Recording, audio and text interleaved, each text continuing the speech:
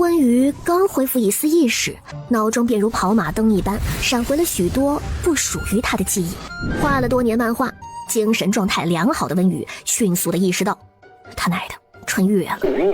原身也叫温瑜，是大圣王朝的端阳长公主，是京都出了名的无脑草包、美丽废物，更是痴迷上了权臣林玉之，还当着满朝文武放话说一定会追到林玉之。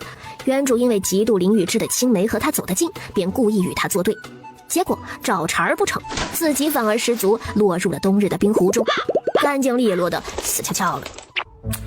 姐妹，路走窄了，这都是一人之下的长公主了，竟然放弃一整片森林，吊死在一棵歪脖子树上，难道不是随心所欲，想收几个收几个？谁？长公主，您终于醒了。谁懂啊？上一次看到这种景象，还是唐僧的3个徒弟围着唐僧。公主，喝点水润润嗓子吧。公主，奴婢已经派人去通知丞相府了。公主，您现在这副憔悴的模样，丞相看了一定会心疼的。公主，您放心吧，丞相最后一定会被您的痴情所感动，心甘情愿地为您倾倒。一声声的公主和丞相，听得温瑜是头大无比啊！4个人围着他念咒，没人管吗？唉，大帅哥进被窝，给姑奶奶整笑了。拿镜子了。温瑜一照，顿时变得眉开眼笑起来。素着一张脸还能这么美，不愧是她。这绝顶的容貌，再加上这绝顶的身份，要什么男人没有啊？草包是草包了点，但是无知也是一种福气啊。有时候这人活得太累，就是因为太聪明了。他一现代人来了古代，可不就是文盲吗？人设贴合了，属于是。公主，等会儿丞相一定会来的。他来了能给我增加寿命吗？侍女愣住。回应公主，这不能吧？那能让我变得更美吗？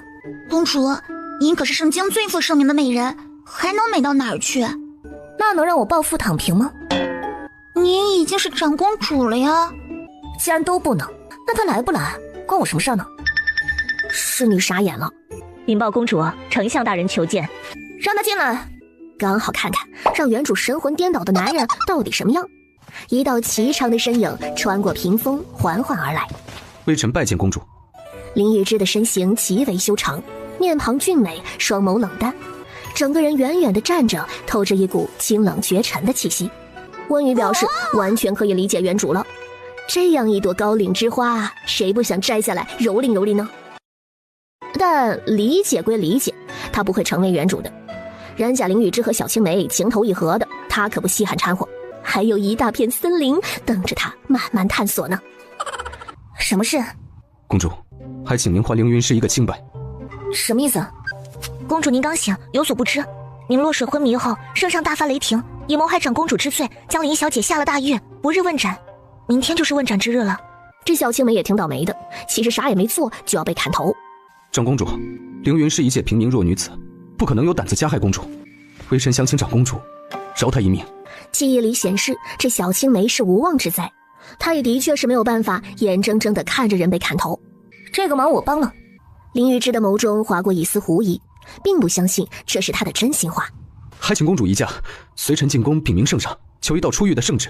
原主留下的烂摊子他还是得收收的，收完以后他也可以美滋滋地享受长公主的快乐生活了。他巴不得早点和这个大丞相撇清干系，此事刻不容缓。行，进宫。丞相大人也真是的，一来都不问公主您的凤体是否安康，奴婢都替公主委屈，还得去替那林小姐去圣上面前求情，外面多大的风雪啊！公主您才醒。刘春说的不无道理，只是他并不在意，毕竟以后也不熟，为了个不太熟的人浪费情绪，显得他多在乎似的。唉，公主为何如此痴情？他们看着都心疼。公主，梳好了，你还满意吗？温瑜朝镜子里看去，满意的不得了。这梳个发髻，比起现代装还真是别有一番美丽。外面大雪纷纷，白银一般旋飞。穿越前，作为南方人的温瑜很少见到这般大雪，忍不住伸出手接了几片雪花。而林玉之就站在院中，手持一把油纸伞，眉眼清冷，长身玉立，在雪中倒像是仙人欲飞的姿态，不像是凡尘中人。温瑜眨眨眼，真怪不得原主两眼迷离，要生要死啊！这副长相谁顶得住啊？此番多谢公主，如果救下了人，微臣必定携凌云师前往公主府拜谢。不用，歇着吧你。似乎有些惊讶于温瑜的通情达理。多谢公主，不过微臣有一事不解。什么事？公主为何自上车后一直揽镜自照？我这么好看，为什么不能一直看？还是说，你觉得我不好看？温瑜的语气不自觉地带上了一丝丝的危险与威胁。长公主自然是姿容绝世。之前是我一时糊涂，做了许多打扰你的事。我这次落水醒来，也想通了许多。这强扭的瓜不甜，以后我不会再骚扰你了。你呢，就当你的国之重臣，我就当我的长公主。救下凌小姐之后，过去的事情就一笔勾销吧。长公主此话当真？当真，自然当真。我可是长公主，公主说的话怎么可能不当真呢？那微臣就在这里谢过长公主了。那我们就说好了。这位圣上可比温瑜想的还要年轻俊美，毕竟姐姐的容貌摆在这儿嘛，作为弟弟的能差到哪儿去啊？微臣林玉之拜见圣上。皇帝却压根儿不看丞相，而是目光关切地看着温瑜。皇姐醒来可有不是？朕听到消息，正要去公主府探望皇姐呢，却不想你人就来了。我好得很，来宫里是有一件事情要说。想必是为了那凌云师来的吧？丞相去找你了，皇姐，你便身体未愈就进宫求情来了，是与不是？这么说好像也没什么不对，只是这位圣上的语气怎么感觉怪怪的？其实那天是我自己不小心失足掉进冰湖里的，跟凌云师没关系。皇帝，你就把他放了吧。皇姐啊，皇姐，为了丞相，你竟然愿意说出这种谎言，只为了讨他欢心，你真是……哎呀！我不是，我没有，我说的是真的，我真的是自己掉进湖里的，凌云师没有推我。此话当真？100万、1000万个真，比珍珠还真。皇姐竟然为了丞相，甘愿冬日里跳下冰湖啊！此情天地可鉴，皇姐，你放心吧，朕这就成全你的一片痴心，马上为你和丞相赐婚。这皇帝的脑回路什么状况呀？温瑜突然大喝一声：“等等！”皇姐可是太兴奋了。温瑜看了一眼面不改色的林雨之，她都要被赐婚了，还是和我这个纠缠不休的草包公主，她怎么还这么淡定啊？皇帝，三思而后行啊，这个婚不能赐啊！皇姐不是对丞相一往情深吗？给皇姐赐婚，怎么还拒绝呢？皇姐有何可怕？丞相还敢抗旨不成？微臣不敢。这一字一句咬牙切齿的，谁都能看出他的不情不愿了。但是林玉之不敢，他敢呢。温瑜立马学着记忆里原主撒泼时候的样子。我不要赐婚，我不要赐婚！皇帝，你要是给我赐婚的话，我就一头撞死在这个柱子上。皇姐这是为何？你不是对丞相大人一往情深吗？朕给你们赐婚，你怎么还不愿了？我现在觉得林玉之也就那样，没什么可稀罕的，我不要他了。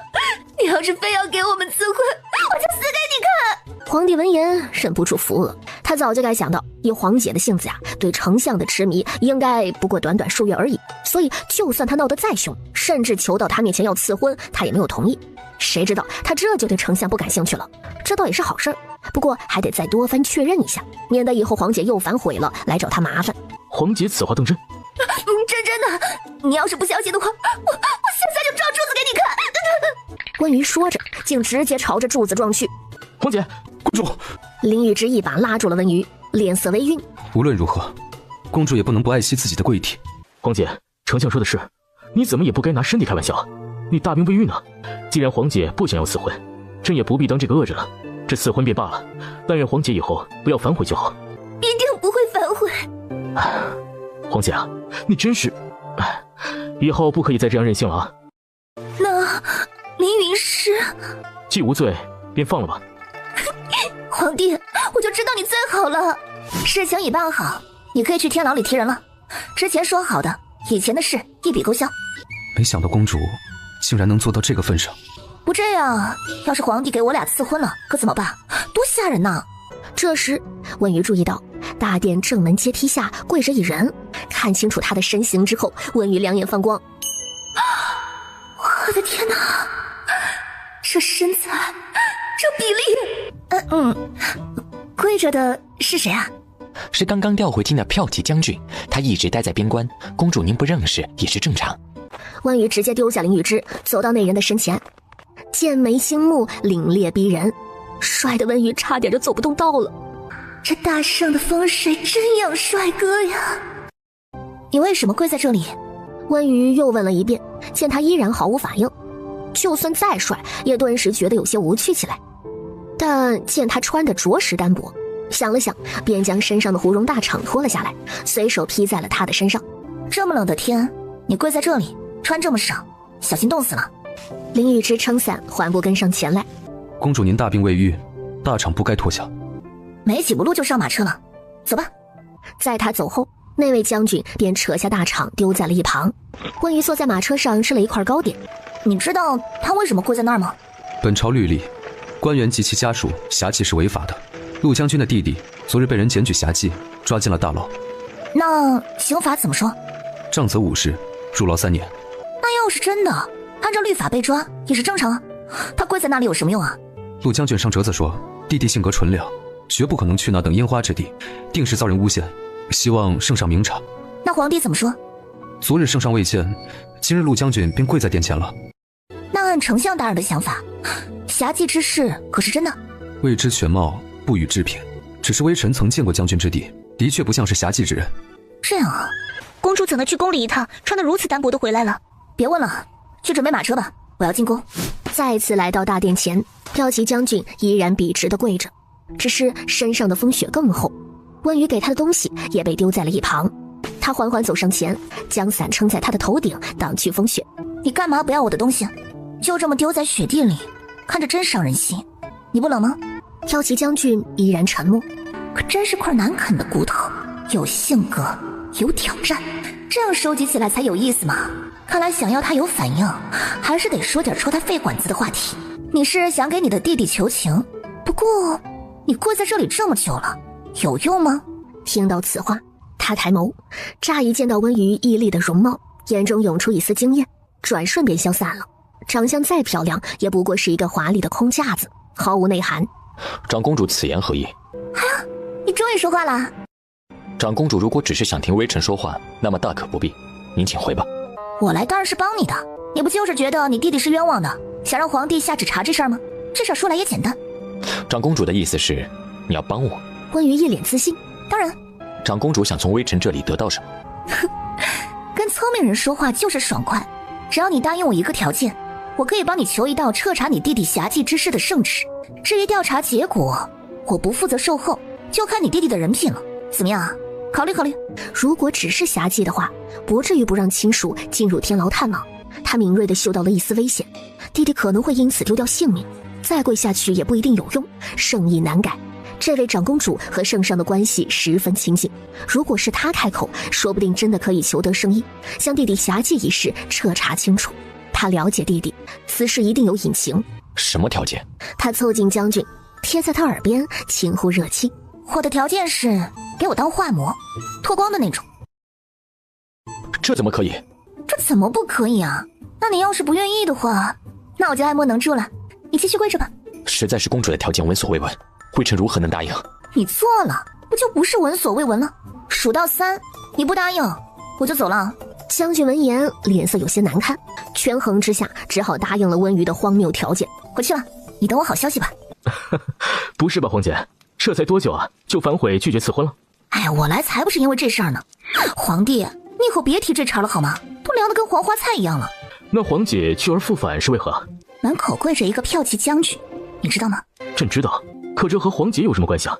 我可是答应他了，跟皇帝你求一道圣旨，让我去查查他弟弟侠妓之事。皇姐为何想要插手此事啊？唉，你不觉得他跪在那里好可怜吗？穿那么少，跪在雪地里，那么帅的一张脸都冻白了。皇帝是恍然大悟啊。皇姐，你就直说吧，你是不是厌了丞相，又看上路人了？路人？谁啊？哦，怪不得朕给你和丞相赐婚，你都不愿意了，原来是看上新人了。这路人倒的确是有一副好皮呢。皇姐啊，皇姐，朕的肱骨之臣，难道你想活个遍啊？不是，你先回答我谁是路人啊？你不知道路人，你替他求什么圣旨啊？哦，原来这是外面那个骠骑将军的名字。我哪知道他名字呀？我就是看他长得好看而已，没问名字。不愧是你啊，不过陆锦犯的不仅仅是侠妓之罪，不然朕也不可能放陆人在外面跪这么久啊。哼，朕没有直接下令砍了陆锦的脑袋，已经是给陆人恩赏了，让他跪上一跪，不过是小事成绩。那他还犯了什么罪？哼，陆锦侠妓醉酒，竟然当众摔杯辱骂朕，真是好大的胆子！他骂你什么了？不足为外人道也。温瑜见皇帝藏着掖着，想必是说不出口的话。什么？原来他不仅侠妓，还骂你了！奶奶的，竟然敢骂你！我是你皇姐，我都没骂过你。陆锦那臭小子竟然敢骂你！我现在就去天牢里揍他一顿，然后拉出去砍头算了。皇姐倒也不必如此，其实朕看这事儿也有一点的。怎么不必如此？不仅侠妓，还敢辱骂当朝圣上。这虽然不知道骂你什么了，你也不愿意说，但是不重要，反正肯定不是什么好话。皇帝都看呆了。这依我看呢，砍头都是轻的了。哎，皇帝，要不五马分尸吧？我现在就去天牢里，你可别拦着我啊！我一定要去！哎，别拦我！哎，千万别拦着我！皇帝的头顶是飘过一串省略号呀。皇姐，你这戏啊，有些假了。你就让我查吧，我都答应陆人了。皇姐，不是朕说你啊，就你这满脑子都是男人的，你能查到什么呀？哎，这话温瑜可就不爱听了。爱美之心，人皆有之。皇帝，你后宫美人可不少呢。我作为皇姐，可是在向你看齐。大哥就别看不上二哥了，咱俩半斤八两。俩人大眼瞪小眼儿。为了新欢，皇姐你还真是煞费苦心啊。既然如此，朕啊就顺水推舟助皇姐一把，给你7天期限查明此事。朕倒要看看你能查出什么花来。皇帝拿起笔墨，朕的丑话说在前头了啊，查不出来可不要来朕这里耍赖打滚啊。温瑜闻言立马喜笑颜开，捏起小拳头给皇帝捶起背来。我就知道皇帝你最好了。哎，拿去吧。温瑜展开一看，多好看的繁体字啊，笔走龙蛇，可惜了不认得，只能依稀辨认出几个字。你圣旨写成这样，宣旨的能认出来？皇帝无语凝噎。皇姐，也只有你才能问出这种问题啊。好家伙，他果然成文盲了呗。大理寺卿，皇姐可随时调用。朕知道皇姐你只是为了男色，调查一事，你差遣他即可。什么男色不男色的？俗，你真俗，俗不可耐。那个大理寺卿，我有用的时候再说吧。查案，我跟陆人2个人就行了。还不是想借这件事二人世界一番吗？那陆人可是个臭脾气硬骨头，丞相是个体面人，好歹会全你一个面子，不至于场面太难看了。但陆忍那小子可不会啊，到时候被狠狠拒绝了，可别哭着鼻子来找朕啊。皇帝，到时候谁哭鼻子还不一定呢。陆忍到时候要是哭鼻子了，你可得站在我这边。事情办妥，温瑜带着圣旨悠悠闲闲地离开了大殿。我拿到了，你答应我的条件可别忘了。两人离得太近了，陆忍被这个笑容刺得有些恍惚。多谢长公主。走吧，陆忍，查案。陆忍手掌撑地，缓缓站起。皇帝说了，这个案子让我查，7天期限。既然是你弟弟的案子，你就跟在我身后帮帮忙吧。什么？你查？理应交给大理寺。我查和不给查，你选哪个？但凭公主差遣。他也懒得说些废话，直接将陆忍带走。不过他说的男女大防，硬生生将他塞进了马车。你可真倔啊，不拿你弟弟出来还不行了。见他默不吭声，一副贞洁烈男的模样。你干嘛这个样子啊？明明是谈好的条件啊，弄得我像是强抢你恢复当面手一样。你摸着你的良心说，我好像没对你上下其手吧？陆忍无语了。上下其手不是这么用的。是吗？是，上下其手的示意是玩弄手段，串通作弊。对，就你懂，你是懂王。马车平稳地向前，十分安静。长公主要带微臣去哪儿？哼，你可真能憋，我以为你不问了呢。当然是去天牢了，我也想见识见识你那侠妓的弟弟。陆锦不会侠妓。知人知面不知心，你当哥哥的也不一定就了解你弟弟。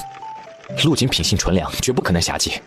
温瑜摸了摸鼻子，不侠妓就不侠妓吧，反正也不只是侠妓。什么意思？还请长公主明示。我好看吗？路人惊呆了。温瑜掏出小镜子，你回答了我就明示你。路人半晌憋出来一句：好看。怎么感觉不太情愿啊？这是真心话吗？自然。那就写个800字小作文，夸夸我的美貌吧。长公主国色天香，貌美绝伦。路人闭了闭眼，知道这是在故意折腾他。长公主不要戏弄微臣了，之前是微臣冒犯了您，路人给您赔罪。赔罪就不用了，但是以后不允许动不动就不说话装哑巴，给谁冷脸看呢？还有这个侠妓的案子，你得听我的。路人点头。你要是不放心的话，可以先把你的心寄放在我这里。公主一向如此吗？我怎么了？路人说不出口。无事。好了，不逗你了。跟你说吧，陆景喝醉了，大庭广众之下摔了杯子，辱骂了皇帝。什么？不可能！这喝醉后的事情，谁敢说呢？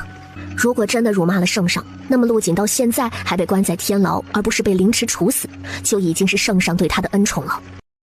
长公主此言无误。你家圣上亲口说的，不过骂了什么我就不知道了，他没说。公主到了。马车停下，不知不觉已经到了天牢。关于掀开车帘，直接跳了下来，去听听你弟弟怎么说。公主，那等阿萨之地，你万金之躯怎么能进去呢？万金？要是真是万金，我都重得迈不开腿了，进去就当长长见识。跟着守卫进了天牢，突然听见前头带路的侍卫喊道：见过丞相大人。不是吧，这么巧，林玉芝来提小青梅，我这就跟他们撞上了。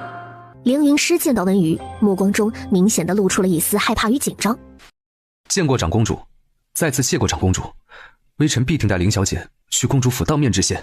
啊，别了别了，凌小姐吓死了，算谁的？那微臣告退。林玉芝说着，带着凌云师离开了天牢。温瑜舒了口气，救下凌云师与林玉芝一笔勾销，原主造的孽也算是了结了。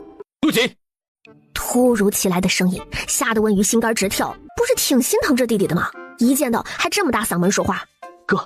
哥你来看我了，我没有侠妓啊，我没有，哥我真的没有啊。清清秀秀的书生气，乖乖软软的，放在现代还在上初中呢，却因为嫖妓被关进大牢了。你说你没有，那大理寺的人怎么从暗香楼抓到你的？哎，这是哪里来的仙女姐姐啊？大胆，此乃长公主。陆锦，你名字里的几年事情你都忘了吗？啊，陆锦参见长公主，长公主恕罪。没事没事，起来吧。你夸我好看，怎么会有罪呢？你可比你哥会说话多了，一见面就叫我仙女姐姐。路人无语。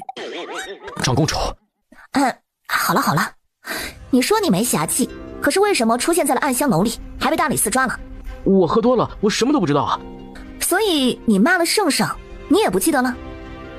什么骂圣上啊？我没有啊，怎么可能呢？我怎么可能骂圣上啊？我们一家对圣上是忠心耿耿啊。还是嫩得很呐，一说就慌了。那你还不说实话？我的确去了暗香楼。一旁听到这话的路人瞪了他一眼。你自己去的？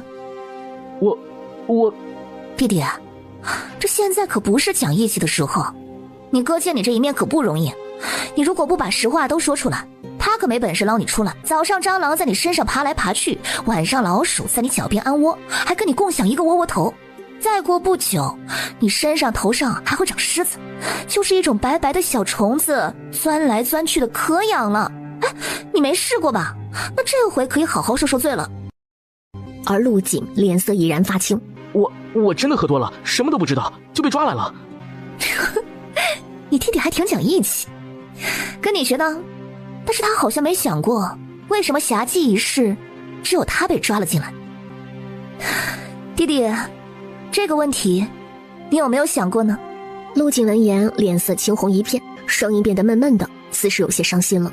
是秦维安带我去的，他说有一个好玩的地方，我一开始并不知道是青楼，到了之后我吓了一跳，我说我不进去了，但是他非拉着我说不会被人知道的。结果我们还没进去呢，大理寺就来人了。长公主，我没有侠妓，更别说是骂圣上了，我又不是疯了。你这顶多算侠妓未遂。秦维安是谁？他是我最好的朋友，是礼部侍郎家的公子。关于得到答案，直接转身离开天牢。路人，让你弟弟交点像样的朋友吧，乖乖的小朋友都被带坏了。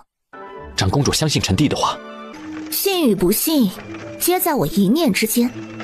你说你弟弟的名字是谨言慎行，那你呢？你为什么是忍？这与查案无关吧？你这人可真无趣，明明是双方同意，却总是摆出一副我强迫你的样子。唉，无聊，实在是无聊。公主真的想知道？想呀，你说嘛。我爹是跟着先帝打下大圣江山的老人，因为和前朝一些老友有书信往来，被诬告有反信。当时我刚出生，爹被下了大牢，为表忠心，他留下血书一封，血溅天牢。开国功臣，就这个结局？之后先帝替我爹平反了，还被追封为池中侯。近些年也没有人会再提这件事。那人也死了呀，这是听着就令人生气。不对，那你弟弟不是你爹的？他是我娘在雪地里捡来的。真是好人呐。路人目光奇异地盯着温瑜，很快又收回。他原本以为身为长公主，听到这件往事会不以为然，却不想她的态度是如此真实的惋惜与愤怒。他能感受到她不是装的。所以你的忍是隐忍，忍耐的意思。你要隐忍什么？杀父之仇？不是坚忍，坚忍乃坚毅有韧性。这是爹娘对我的期许，也是我对自己的勉励。哼，不错不错，好名字，很符合你将军的身份。我叫温瑜，瑜就是漂亮、聪慧、美丽、大方，简直不能再贴切了。长公主的马车到了侍郎府，惊动了全府的人，连老太太都被搀扶着出来行礼。得知温瑜是来找公子的，回长公主，我家大人携公子应邀去丞相府了，归期不定啊。算了，打道回府吧，明天再说。明天？今天不查了？明天再来问吧。公主在怕什么？什么？我没怕呀。公主一听到丞相就缩回了马车，丞相有那么可怕吗？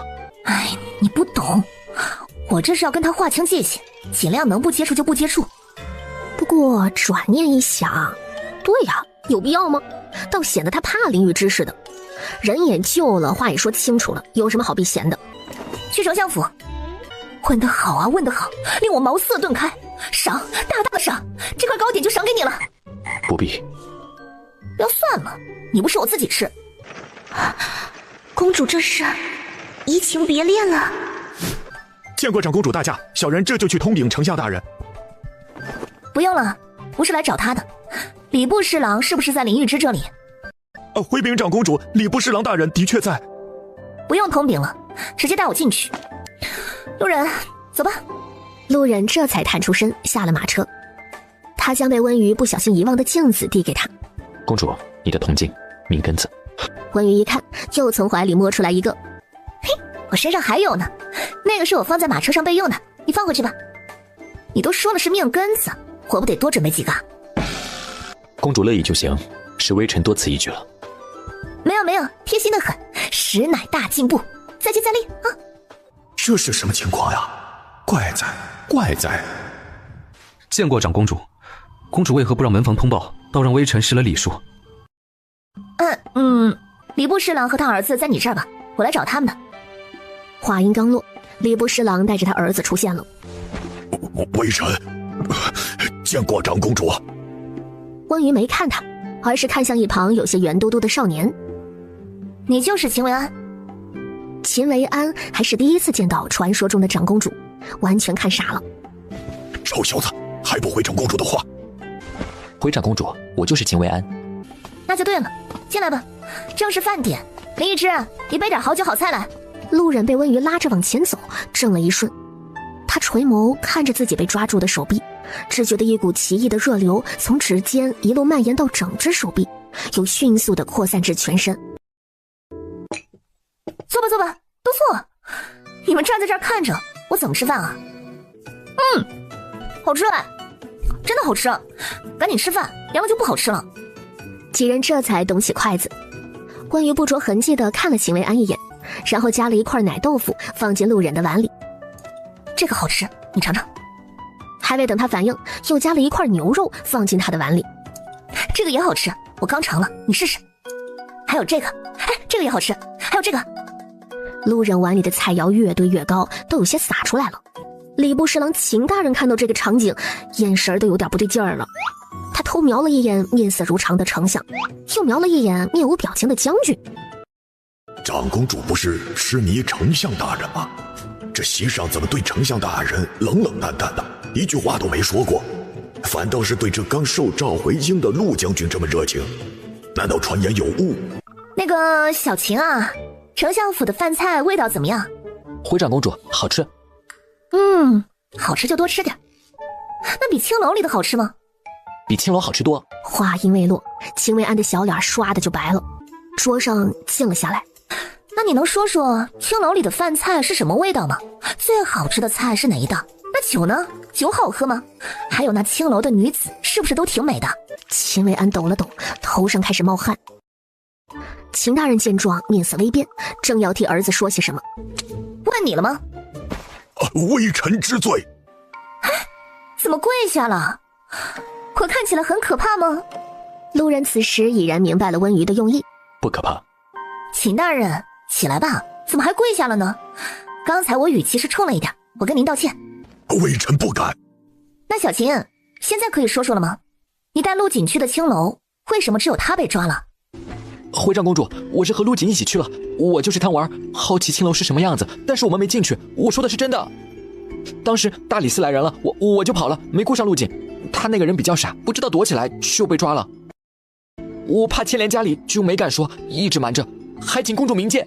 此时伏在地上的秦大人眼刀恨不得扎到秦薇安的身上，扎上180个窟窿。逆子，逆子！你的意思是，你和陆锦根本没进青楼？回长公主，是的。这和陆锦在天牢里说的倒是对上了，只是既然都没进去就被抓了，后面的醉酒、摔杯、辱骂圣上一事又是从何而来呢？你弟弟没有侠妓，查清楚了，我的工作也算完成了。那你答应我的条件，可别忘了。陆忍微微皱眉，还没查完。说好的查侠妓，已经查完了。但是辱骂圣上不查清楚，陆锦依然要待在天牢里。我的原意是查清案件，救出我弟弟。现在案件已经明显不只是侠妓了，长公主，你答应我的事还没有完成。哟，你还能说这么长的句子呢？还请长公主将事情彻查清楚，这样我才好履行之前我们说好的条件。那是另外的价钱。陆忍无语。好，公主需要多少钱才能继续查下去？我给你。笨，我说的价钱不是那个价钱，你凑近点。之前的条件是你脱光了给我当画模，那现在我要加一条。陆忍忍不住侧目看向温瑜，你还得脱光了，让我上下其手。陆忍脸色一绷，一瞬间耳根便已通红，似乎是冒着热气。公主，这就是我说的另外的价钱，考虑考虑。要是不答应的话，我现在就走了。我答应。长公主如果不查，她也没有名义和权利去查这个案子，反正跟上一个条件也没什么差别。行吧，那我就勉为其难，查一查吧。温瑜坐回椅子上，继续问秦薇安：侠妓被抓到，后果很严重，你怎么还敢去的？而且还是你这个年龄。是在茶馆认识的一个朋友，他说有门路可以隐藏官家身份，不会被发现侠妓，还可以去长长见识，所以我就有些好奇。因为我一个人不敢去，才叫上了陆锦。朋友？怎么认识的？在茶馆论诗的时候认识的，他文采很好，经常一起论诗后就熟了。温瑜又就着茶馆问了许多的细节，评估了他所言应该不假之后，起身离开丞相府。林玉芝和已经腿软的侍郎父子一路相送出来。原本说去公主府道谢，却没想到是公主先来了微臣这儿。我不都说了不用道谢吗？你要是真想感谢的话，就帮忙在皇帝面前多多替陆锦美言一番吧。林玉芝闻言一怔，若有所思地看着温瑜。此案微臣或许可以帮忙一起查，就当做是感谢公主了。不用了。却不想陆忍说道：如果有丞相助力，自然是好。好什么好？说到底还是不相信我，觉得有林玉芝帮忙更靠谱。长公主为何反应这么大？在马车上不是已经一切都说开了吗？公主竟可以将微臣当作普通臣子看待。那行吧，今天就到这儿，我累了，明天在小琴说的那个茶馆集合。说罢上了马车，也没带上路人，直接将他丢在了丞相府大门口，扬长而去。原本想上马车却被无情丢下的路人头顶一串问号。公主不带上陆将军吗？哼，让他多话，给他点教训。第二天，温瑜睡到自然醒。公主喝药了。喝药？对啊，太医给您开的药，您身体太虚了，得补补。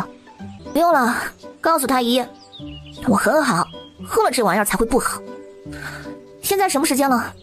公主快到晌午了，陆将军已经等了您1个时辰了。哇，这儿积极啊！梳妆打扮完成之后，温瑜施施然的去了大堂。路人果然坐在椅子上，闭着眼假寐。这是什么刀？刀名霁月。真帅呀，这刀，我能摸摸吗？路人闻言沉默一会儿，随后点头。可以。比他想象中的还要重一些。这刀好冰啊！玄冰铁打造的。温瑜仔细的摸了摸，过瘾之后便还给了路人。到了夏天，这刀可以直接当移动冰块用了，也太爽了吧！不过现在这天气，着实有些动手。公主不拔刀看看吗？看看刀鞘就够了。听说你等了我1个时辰了。微臣从未见过睡到日上3竿的女子。你见过很多女子？你不会已经不是处男了吧？并未见过很多，只是没有哪一家女子会睡到这个时辰。还有，微臣不解，何谓处男？就是没那个的男人。路人眉头皱得更紧，似乎在思考那个是啥意思。片刻后，公主为何要如此羞辱微臣？微臣当然不是处男，此等羞辱，恕路人不受。不是就不是呗，脾气还挺大的。这不是处男，乐趣少一半啊！这就是被调没做好的恶果呀。温瑜不着痕迹地叹了口气，变得有些意兴阑珊起来。走吧，去茶馆，赶紧查了事儿。公主无故羞辱我，连一个交代都不给吗？且不说本朝律例，身体有缺陷者不得为官。我想请问公主，在公主眼中，我就是那等身体有缺陷的阿杂之人吗？您所提出的条件，是否也是因此缘由，想要羞辱我呢？不是，你哒吧哒吧哒吧说什么呢？谁羞辱你了？可笑，等在这里的自己太可笑了，明明可以独自出发前往茶馆。微臣就不与公主同行了，先走一步。你冷静一下，你说清楚，我怎么羞辱你了？还需微臣多言吗？处男2字还不够羞辱吗？啊？这处男就是羞辱了？难不成这大圣朝没有处男了？他发自内心的由衷问道。不是，没有跟女人睡过觉就是羞辱了，问都不能问了。路人懵了。什么？还以为来到了快乐乡，照这么看，这大圣怕是真的没几个处男了。丑啊！公主所言，处男是未行房的意思。不然呢？路人眼下眸中的窘迫与无奈，他怎么会莫名其妙的想到那方面去呢？公主，一般未行房的男人不称作处男，所以微臣理解错了，以为。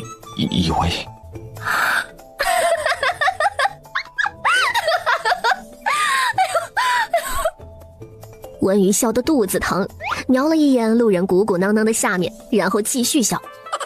路人自然注意到温瑜刚才万分大胆的目光，耳根莫名发烫。不行，我再笑会儿。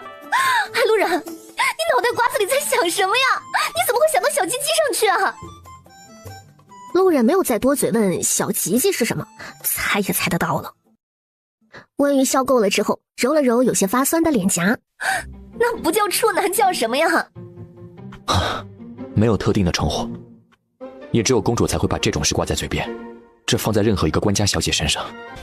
但是我是草包长公主啊，我就说了怎么了？要砍我头啊？微臣不敢。温瑜凑近了一些，用手挡住嘴巴。所以你是处男？虽然路人没有回答，但是他的态度和反应已经告诉了温瑜答案。温瑜十分满意，大手一挥，干劲儿十足。走，去茶馆，一定要查他个水落石出。到了茶馆，下了马车，温瑜看着茶馆的牌匾，陷入了沉思。论文茶馆，呵呵呵，好名字，真是好名字。我以后不会踏入第二步了。路人拿出刘春准备的围帽，公主戴上吧，里面鱼龙混杂。温瑜看了一眼，觉得有道理，便戴上了。温瑜刚进茶馆，他身边的小厮便上前来领路。怎么这么多人啊？3年一次的春闱就要开始了，这些估计都是各地赶来赴申请参加科考的学子。温瑜听了，又多看了这些文人一眼。这不就是起得比鸡早，睡得比狗晚的苦逼的高3学子吗？为了2月的考试，竟然12月就来考场踩点。上了2楼，走进包厢，迎面就是正在不急不缓饮茶的林玉芝。微臣见过长公主。温瑜摘下围帽，随手放在一旁。你什么时候来的？啊，前脚刚到。从2楼看大堂，又是另一番感觉。打个赌，我就说刚刚上去戴围帽那位小姐不是普通人。谁看不出来一样？身后跟着那个拿刀的男人，看着也不好惹。嘿，我寻思着会不会又上演一出《闻香记》啊？那可得好好表现表现。茶馆在场这么多人，那位小姐总有看得上眼的吧？闻香记是什么？一个酸臭无比的故事。这个评价更是勾起了温瑜的好奇心。见路人不想说，便又问林玉芝：前朝科举前，有一位小姐听闻这论文茶馆里聚集的都是参加科考的学子，有才华者数不胜数，心之向往，便乔装前往。之后与一书生一见倾心，2人相识相知。此时书生才得知，这位小姐的真实身份竟是文安郡主。而那书生果然是满腹经纶，最后高中状元，2人成婚，琴瑟和鸣。有书生将此事编为一纪传，名为《闻香记》，成为一段佳话，流传至今。路人听了，忍不住切了一声，似是十分不屑。是不是还有后续？2人成婚后，有一农妇千里迢迢找到那位书生，原来竟是书生在家乡的糟糠之妻。后来那农妇将书生告上了公堂。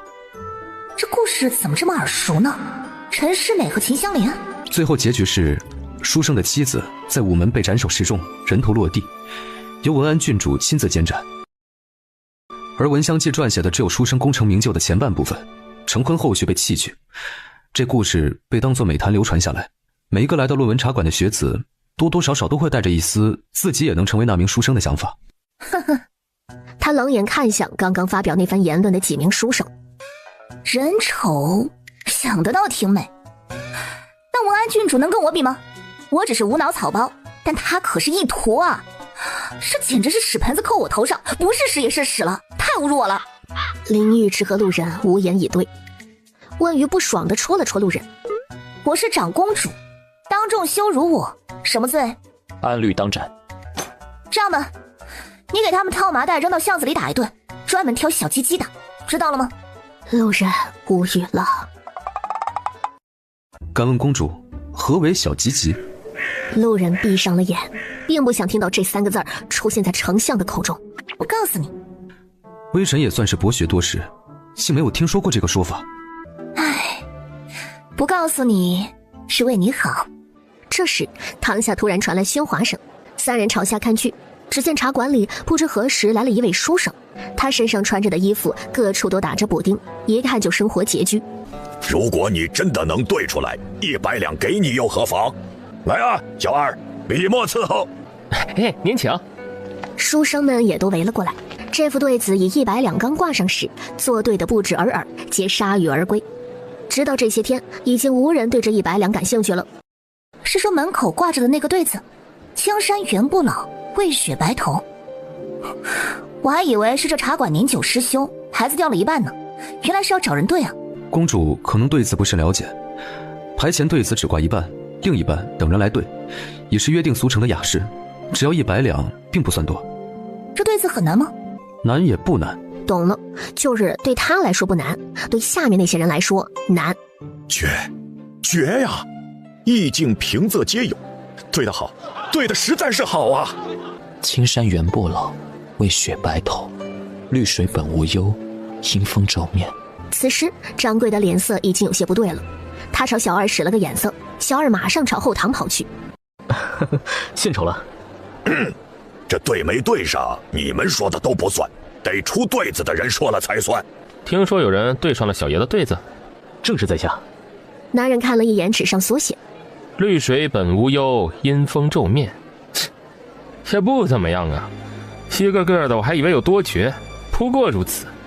说着直接伸手将对子拿起，团成一团往地上一丢。小爷我不满意你对的，您请吧。在场的书生皆是面面相觑，这是想赖账啊。既然挂了对子，这位公子又对上了，这100两自当双手奉上。但现在这般作为，实在有损论文茶馆的名声。我出的对子我不满意，能奈我何？而且穿得这么穷酸，就是冲着这100两来的吧？功利心实在是重。来人，将这个对子的人赶出去，以后不许他再进来。真是什么人都能来对了，呸，晦气！他身后跟着的2名仆役便直接上手抓住了那名书生，十分暴力的将人向外拖。无需劳动大家，在下自行出去。原来是个病秧子，赶紧赶出去！住手！温瑜缓步走到那名书生的面前，离得远时只觉得这书生气质斐然，此时看清长相，精致却微微带着病气的面容让温瑜有些惊艳。你还好吧？在下无事，多谢小姐出言相助。你放心，这100两是你该得的，我替你拿回来。好大的口气！敢问是哪家小姐出现在这论文茶馆？莫不是想上演一出闻香记？我是你爹。你好大的胆子！你知不知道我爹是谁？来人，给我掌嘴！温瑜刚要说话，那名书生突然站到了温瑜的身前。此事因我而起，不要迁怒这位小姐。英雄救美，你也不看看你是个什么东西，敢在老子面前大放厥词！既然你都要求了，来人，给我打烂他的嘴！等等，你跟谁在这里称老子？你算老几？这圣京城里有谁不知道小爷我罗敬的名号？罗敬？没听过。哼，没关系，过了今天你就听过了，而且以后你听到老子的名号都会绕道走。惹我罗敬，在圣京可不是明智的举动。原来是坨大便啊！人都怕沾上，所以听到你的名号要绕道走。人群中传来几声憋不住的闷笑声。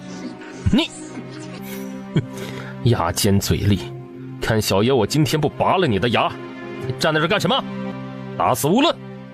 等等，你看，说来说去不就是为了100两吗？这样吧，我这里有一些对子，如果你对上了，每对上一个给你100两，怎么样？玩不玩？话音刚落，一片哗然。对出一个100两？对，这不是给爷送钱吗？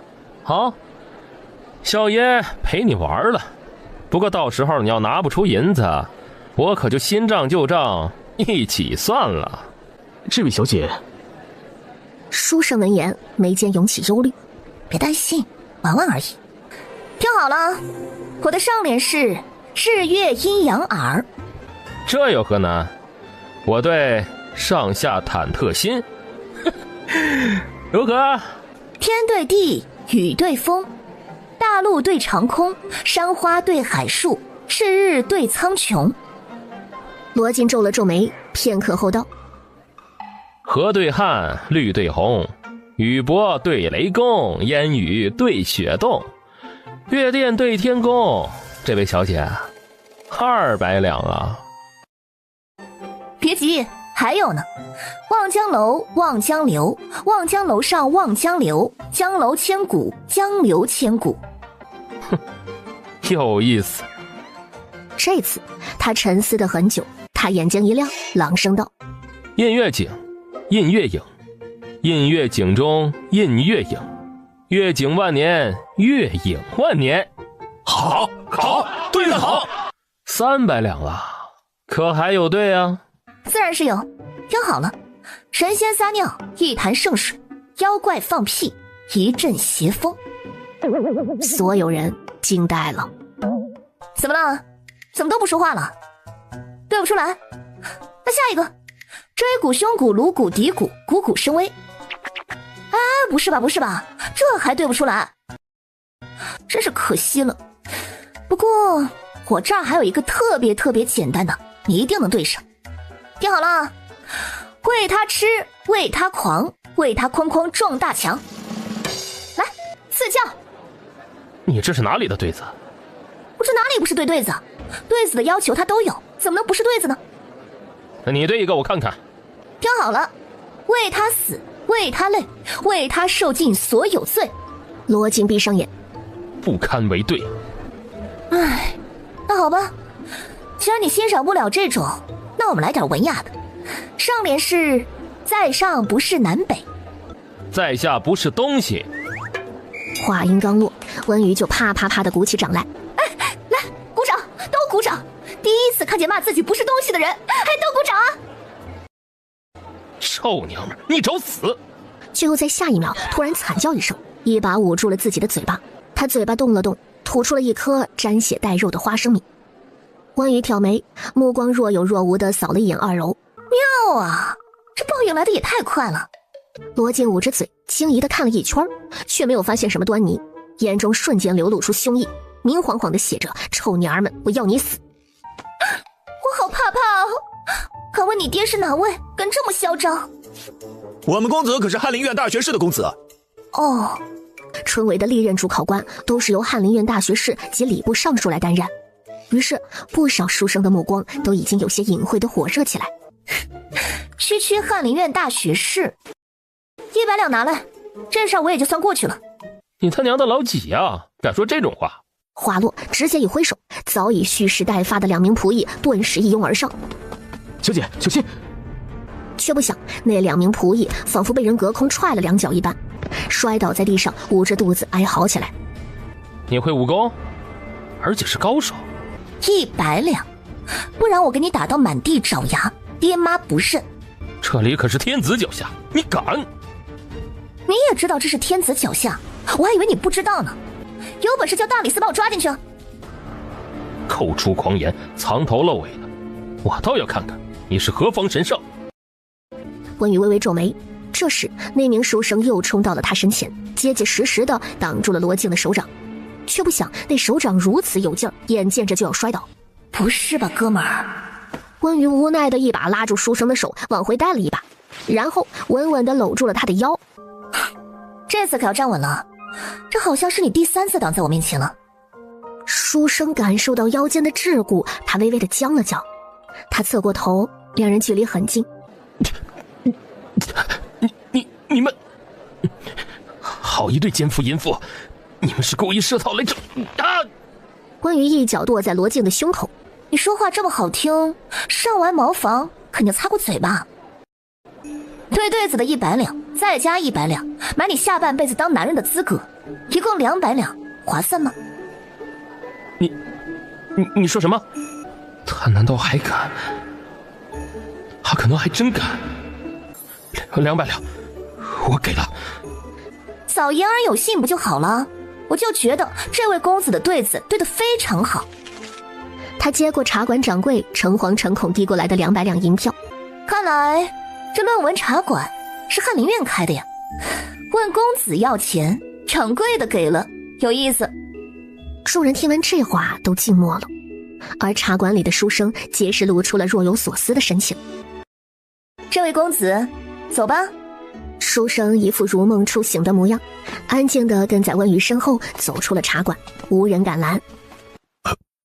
公子，去查，我要他被野狗分食，方能解我心头之恨。是。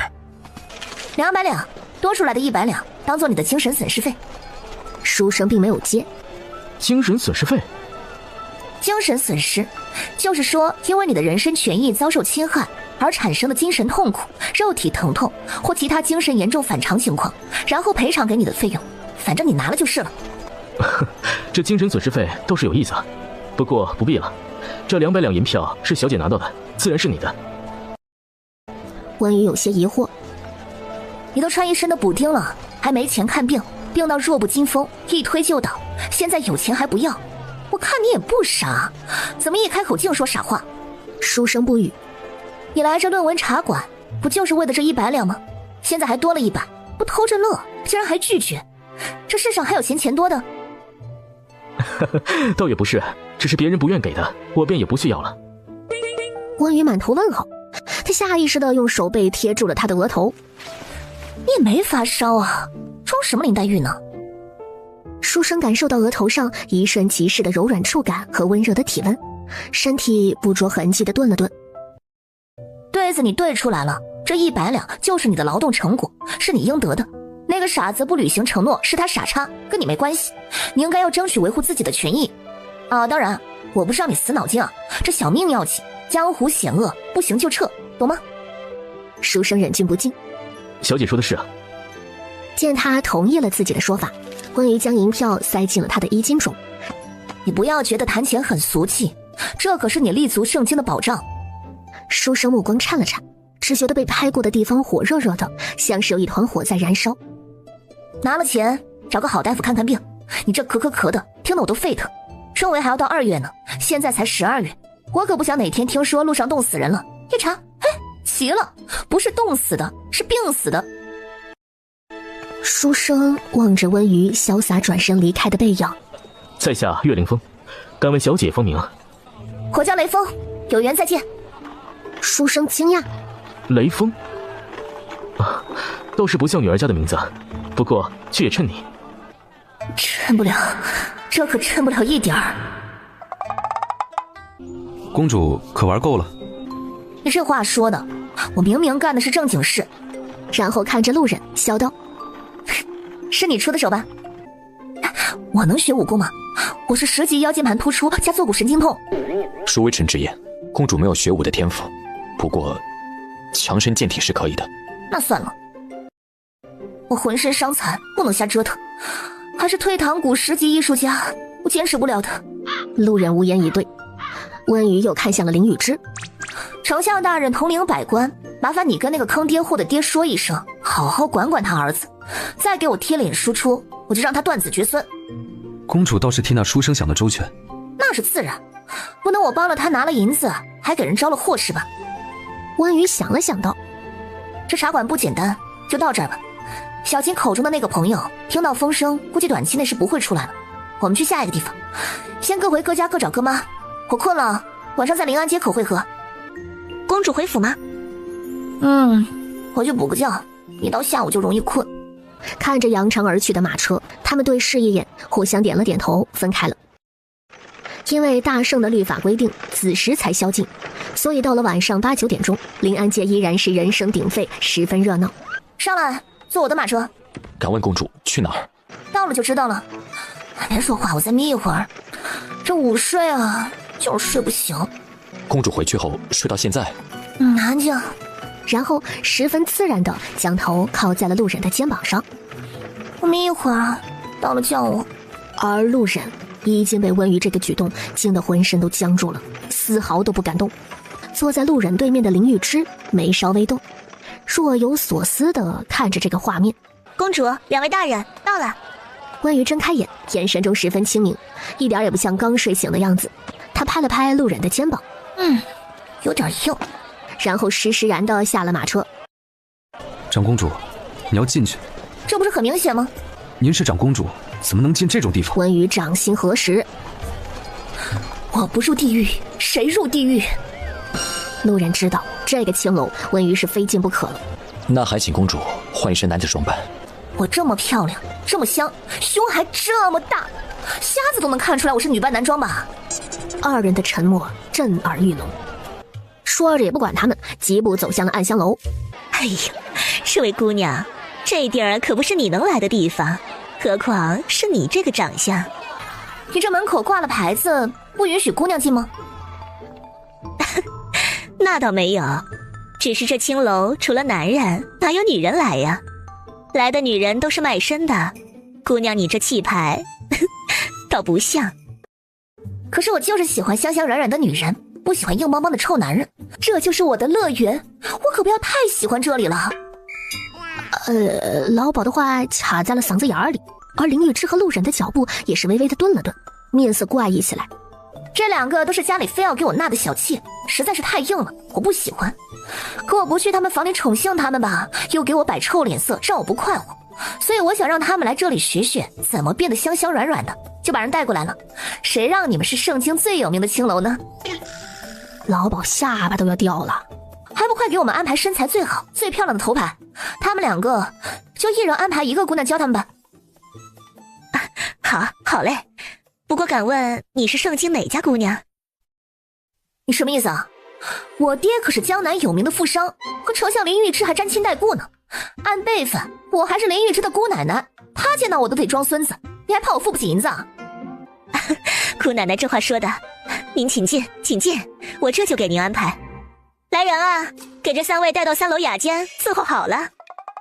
林玉芝无言以对。来到雅间儿，温瑜十分自觉地找到最佳位置坐下。小陆坐我旁边，小林坐我对面。二人环视一圈，虽然面色如常，但实际上如坐针毡，1秒钟都待不下去。二人同时又看向如鱼得水的温瑜，面露奇异，带着一丝怀疑。夫人，你不是第一次来吧？温瑜惊愕地看着林玉芝。我的乖乖，林玉芝叫我什么呢？哼，说了多少次了，你一个不受宠的小妾也敢叫我夫人？你应该叫我什么？林玉芝看着温瑜都呆了。你只能叫我主人，听懂了吗？林玉芝眼眸微动，不作声。和块木头一样呆，无趣的很。我是不是第一次来，轮得到你智慧吗？找个借口就把你发卖了。哎呦，哪来这么大的火气啊？这还没走到门边呢，就听见了。这位夫人啊，不是，这位姑娘来了就是寻开心的，可甭动气啊。老鸨笑着推门进来，身后跟着7、8个浓妆艳抹的女人。我叫连连，我叫爱爱，我叫珍珍，我叫没眼看。我要的是头牌。什么叫头牌呢？有且只有一个的叫头牌。这都什么庸脂俗粉呢？哎呀，别急呀，姑娘，这不来了吗？花瑶见过姑娘。这神态模仿的林黛玉吗？姑娘可还满意？花瑶姑娘留下，然后她环视一圈，随便指了指。你，还有你，留下来教我这2个小妾，其他人可以出去了。林玉芝和路人无语了。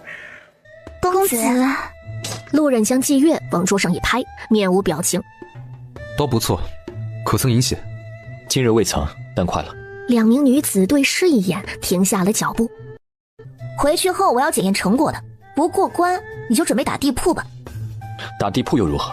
绝不受耻辱。温瑜似乎是懒得理路人，挥挥手让他们离开。花瑶姑娘站在那儿做什么？花瑶给姑娘弹奏一曲，姑娘可有想听的曲？哎呀，我是俗人，听不懂，不听。我们做点爱做的事。有没有人和你说过你像一个人？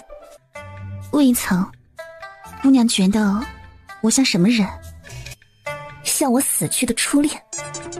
一旁的林玉芝和路人头顶飘过一串省略号。姑娘切莫伤心，如果你不介意的话，以后就由花瑶陪着你。你若有空，可多来看看花瑶。我当然介意，你以为他只是神韵有些微相似罢了，又不是的，你把我当傻子。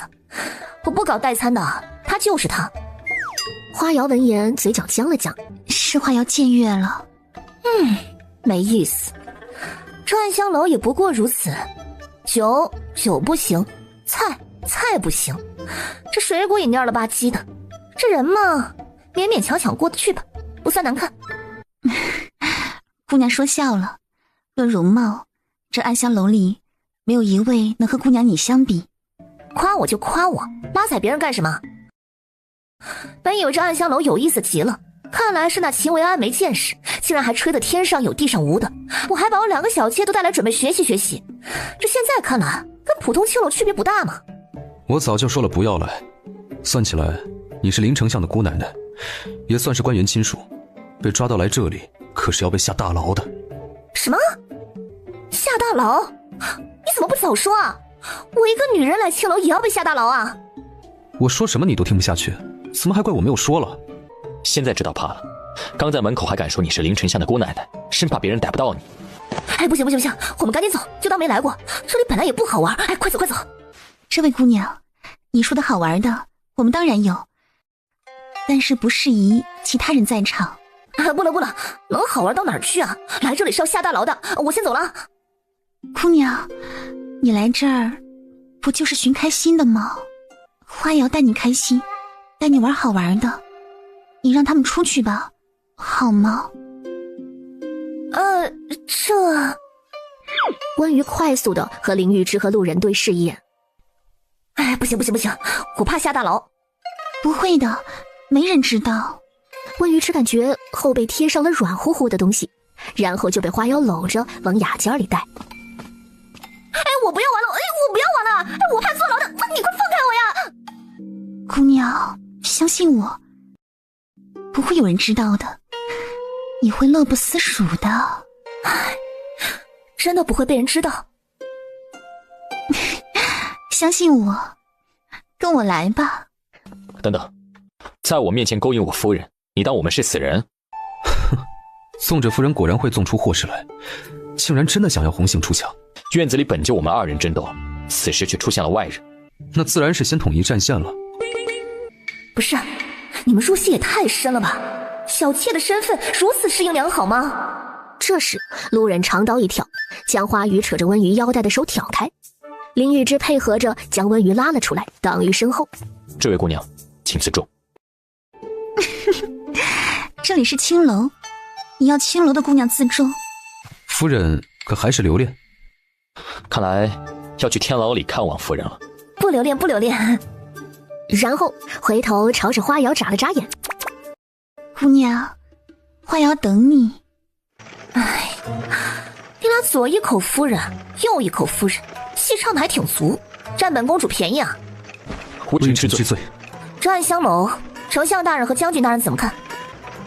有问题。根源看来就在这暗香楼，里面恐怕是别有洞天。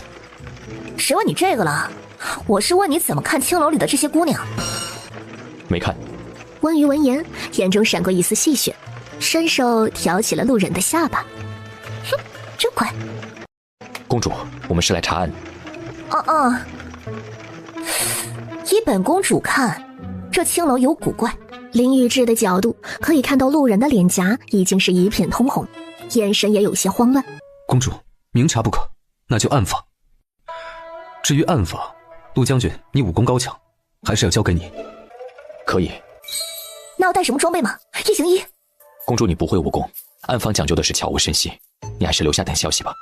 陆将军，你可别忘了，这案子皇帝说了是让我查，我人不在，你去了青楼，那性质可就不一样了。这样吧，你带我去，这林玉芝就算了，让他在这儿等，弱不禁风的3拳2脚就撂下了，耽误事儿。我不一样，我会黑虎掏裆，而且长腿了也会跑，可机灵了。林玉芝表示疑惑，黑虎他掏什么？你可是嫌犯的哥哥，怎么能放你一个人去？假如就沆瀣一气呢？公主说的是。而暗香楼里，刚刚那3人的马车果然进了丞相府后门，看来所言不假，和丞相是沾亲带故的。我都表现出了这里的有所不同，他还急着走，怕下大牢，而且他身边的2个男人明显是真的不想他留下，看来的确是听了推荐单出来玩的。和铁桶一般的丞相府沾着亲，倒是个突破口，可以从他身上捞点消息。而且这散布消息的法子还真有用，虽然引起了大理寺的注意，但是这段时间的确多了不少自己找上门来的当朝官员，真替大理寺可惜。上次来查什么也没查到，就抓了个倒霉鬼回去了。可笑啊，可笑。而此时的暗香楼外，真的不用换夜行衣吗？不用。你怎么这么自信？被发现了怎么办？不会被发现。你不还得带着我吗？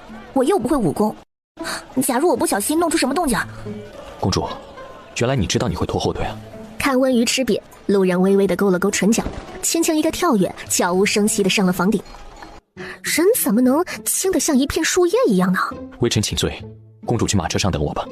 一个转眼就融入黑暗不见了。不是，怎么把我丢下了？简直大胆！大胆归大胆，但路人不带上他也没本事跳上这么高的屋顶，十分干脆地离开了暗香楼。一道身影吸引住了他的注意。温瑜挑眉，脚步一转，朝着那画摊而去。别的东西温瑜不一定懂，但是画儿他懂啊。画的真好啊，这画怎么卖？小姐，真巧啊！你怎么在这里卖起画了？200两不够用。小姐，在下只当你是授我以鱼，而不是授我以渔，我便用银子置办了这画摊。你这思想觉悟可真是高啊！他拿起一幅江山图，这幅多少钱？3文钱。小姐喜欢的话，便赠与你。3文，这么便宜啊？你画的这么好。温瑜挑了3幅自己最喜欢的，往摊上放了10两银子，随后便转身离去。小姐，给多了，3幅画11文钱，明码标价，绝不多取。就当投资你了。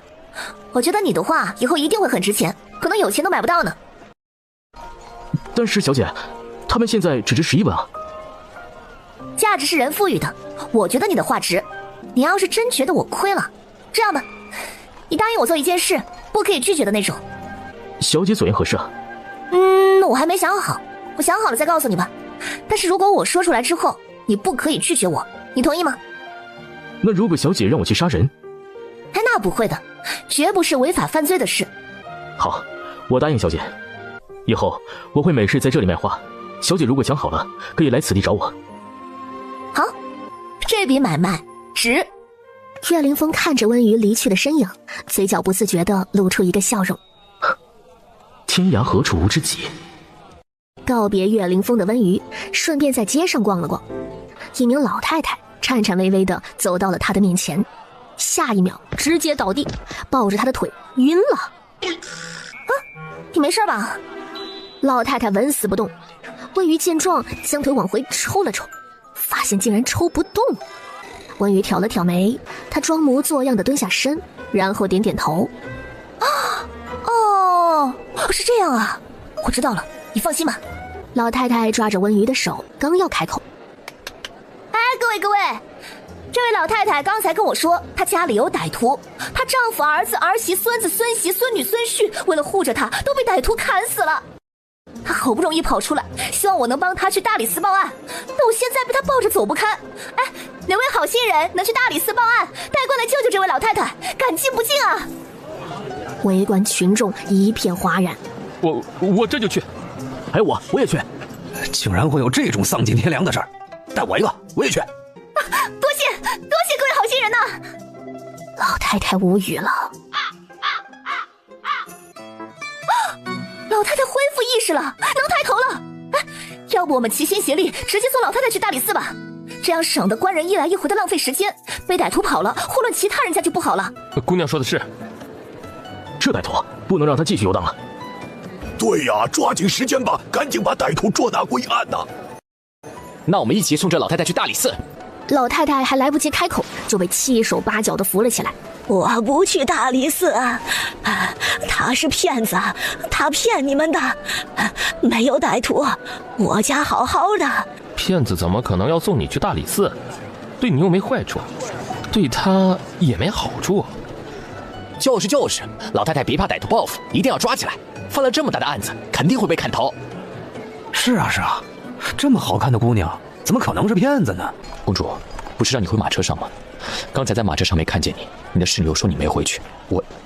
你什么？你把我丢在那自己跑了，我不能自由活动啊！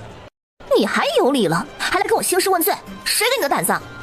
路人眸中闪过懊恼，就要跪下，却被温瑜一把扶住。别跪来跪去的。此事是微臣的疏忽，公主怎么责罚微臣都可以。怎么责罚你都可以，真的？路人的心头莫名有了种不妙的预感。这话我可是记下了。你看我不在，是不是很着急？自然。你很紧张啊？微臣将公主弄丢是死罪，满门抄斩，微臣自然着急紧张。温瑜无言以对。你真的很不错。回到马车上，公主您吓死我了！要不是怕你回来了，我又不在，我都要去找你了。哼，还不是陆将军乱传消息，这多乱军心啊！这样自乱阵脚，可怎么上战场打仗？是微臣乱了分寸。温瑜指尖抵着陆忍的心口，是乱了分寸，还是乱了心？陆忍顿时只觉得浑身发麻，被抵着的心口扑通扑通，似乎要爆炸一般。暗访查到什么了？陆忍的心跳还未平稳，就有一种冷水淋头的感觉。查到了一些，微臣需要立刻进攻平民身上。怎么就直接跳过我了？你把我当空气啊？哎，公主，不是微臣不说，只是此事涉及到机密钥匙，你最好不要知情。我只是个草包公主，你去找皇帝吧。说着，直接将陆忍赶下了马车。3天后，刘春告诉他，陆瑾被无罪释放了。真的？真的？您不是交代了我们关注吗？这是天牢的第一手消息。说什么来什么，宫里来人说皇帝召他进宫。皇姐此事办得像模像样的，想要什么赏赐啊？嘿，哪有，说的我都要当真了。至于赏赐嘛，皇帝看着给吧，反正我想要的过会儿自己去取。听说皇姐在茶馆里出手相助了一个应考书生，想必是皇姐看上眼了。皇帝你怎么知道的？是陆忍跟你说的吗？皇帝好笑地摇摇头，他瞥了眼侧殿的屏风。这次查案，皇姐没动用大理寺，倒是叫上了丞相。哼，哪里是我叫上的他，我躲他还来不及呢。是他非要说谢谢我，然后陆忍又多话，我才硬着头皮答应的。哦，是这样啊。那朕给丞相和凌云师赐婚，皇姐觉得如何呀？干得漂亮啊，皇帝！你知道凑成一对心心相印的情侣是多么大的功德吗？看来皇姐对丞相是真的毫无执念了。此事在议吧。关羽无所谓的点点头。皇帝，陆忍那家伙消失3天了，你知道他去哪儿了吗？皇姐这是急着去邀功。说到这儿啊，皇姐你查了这么久了，却被朕截获了，都不问问朕是怎么回事吗？我查案是为了知道怎么回事吗？跟我关系又不大，我只是为了美色而已。皇帝，你可别觉得我很容易啊！你都不知道，陆忍啊，还有那个林玉芝，两个人简直是个木头，管天管地，还要管我拉粑粑放屁。我想进青楼，两人死活拦着我不给我去。我一个女人啊，我去女人窝里怎么了？陆忍更过分，说好了带我一起去暗访，结果半路给我丢在暗香楼了，自己一溜烟跑没影了，完事还怪我乱跑。至于那个林玉芝，那简直就是来折磨我的，手无缚鸡之力，弱不禁风的，我都怀疑我一拳都能给他打趴下。好了，皇帝听着这些鸡零狗碎是无比头大。皇姐还是那个皇姐，他竟然还真以为皇姐长进了，然后又瞄了一眼屏风后。皇姐别说了，朕听得头疼，你出宫吧。温瑜挑了挑眉，意犹未尽的闭上嘴，甩袖离开。皇姐就是这样，不着四六的。她说的话，丞相可别当真啊。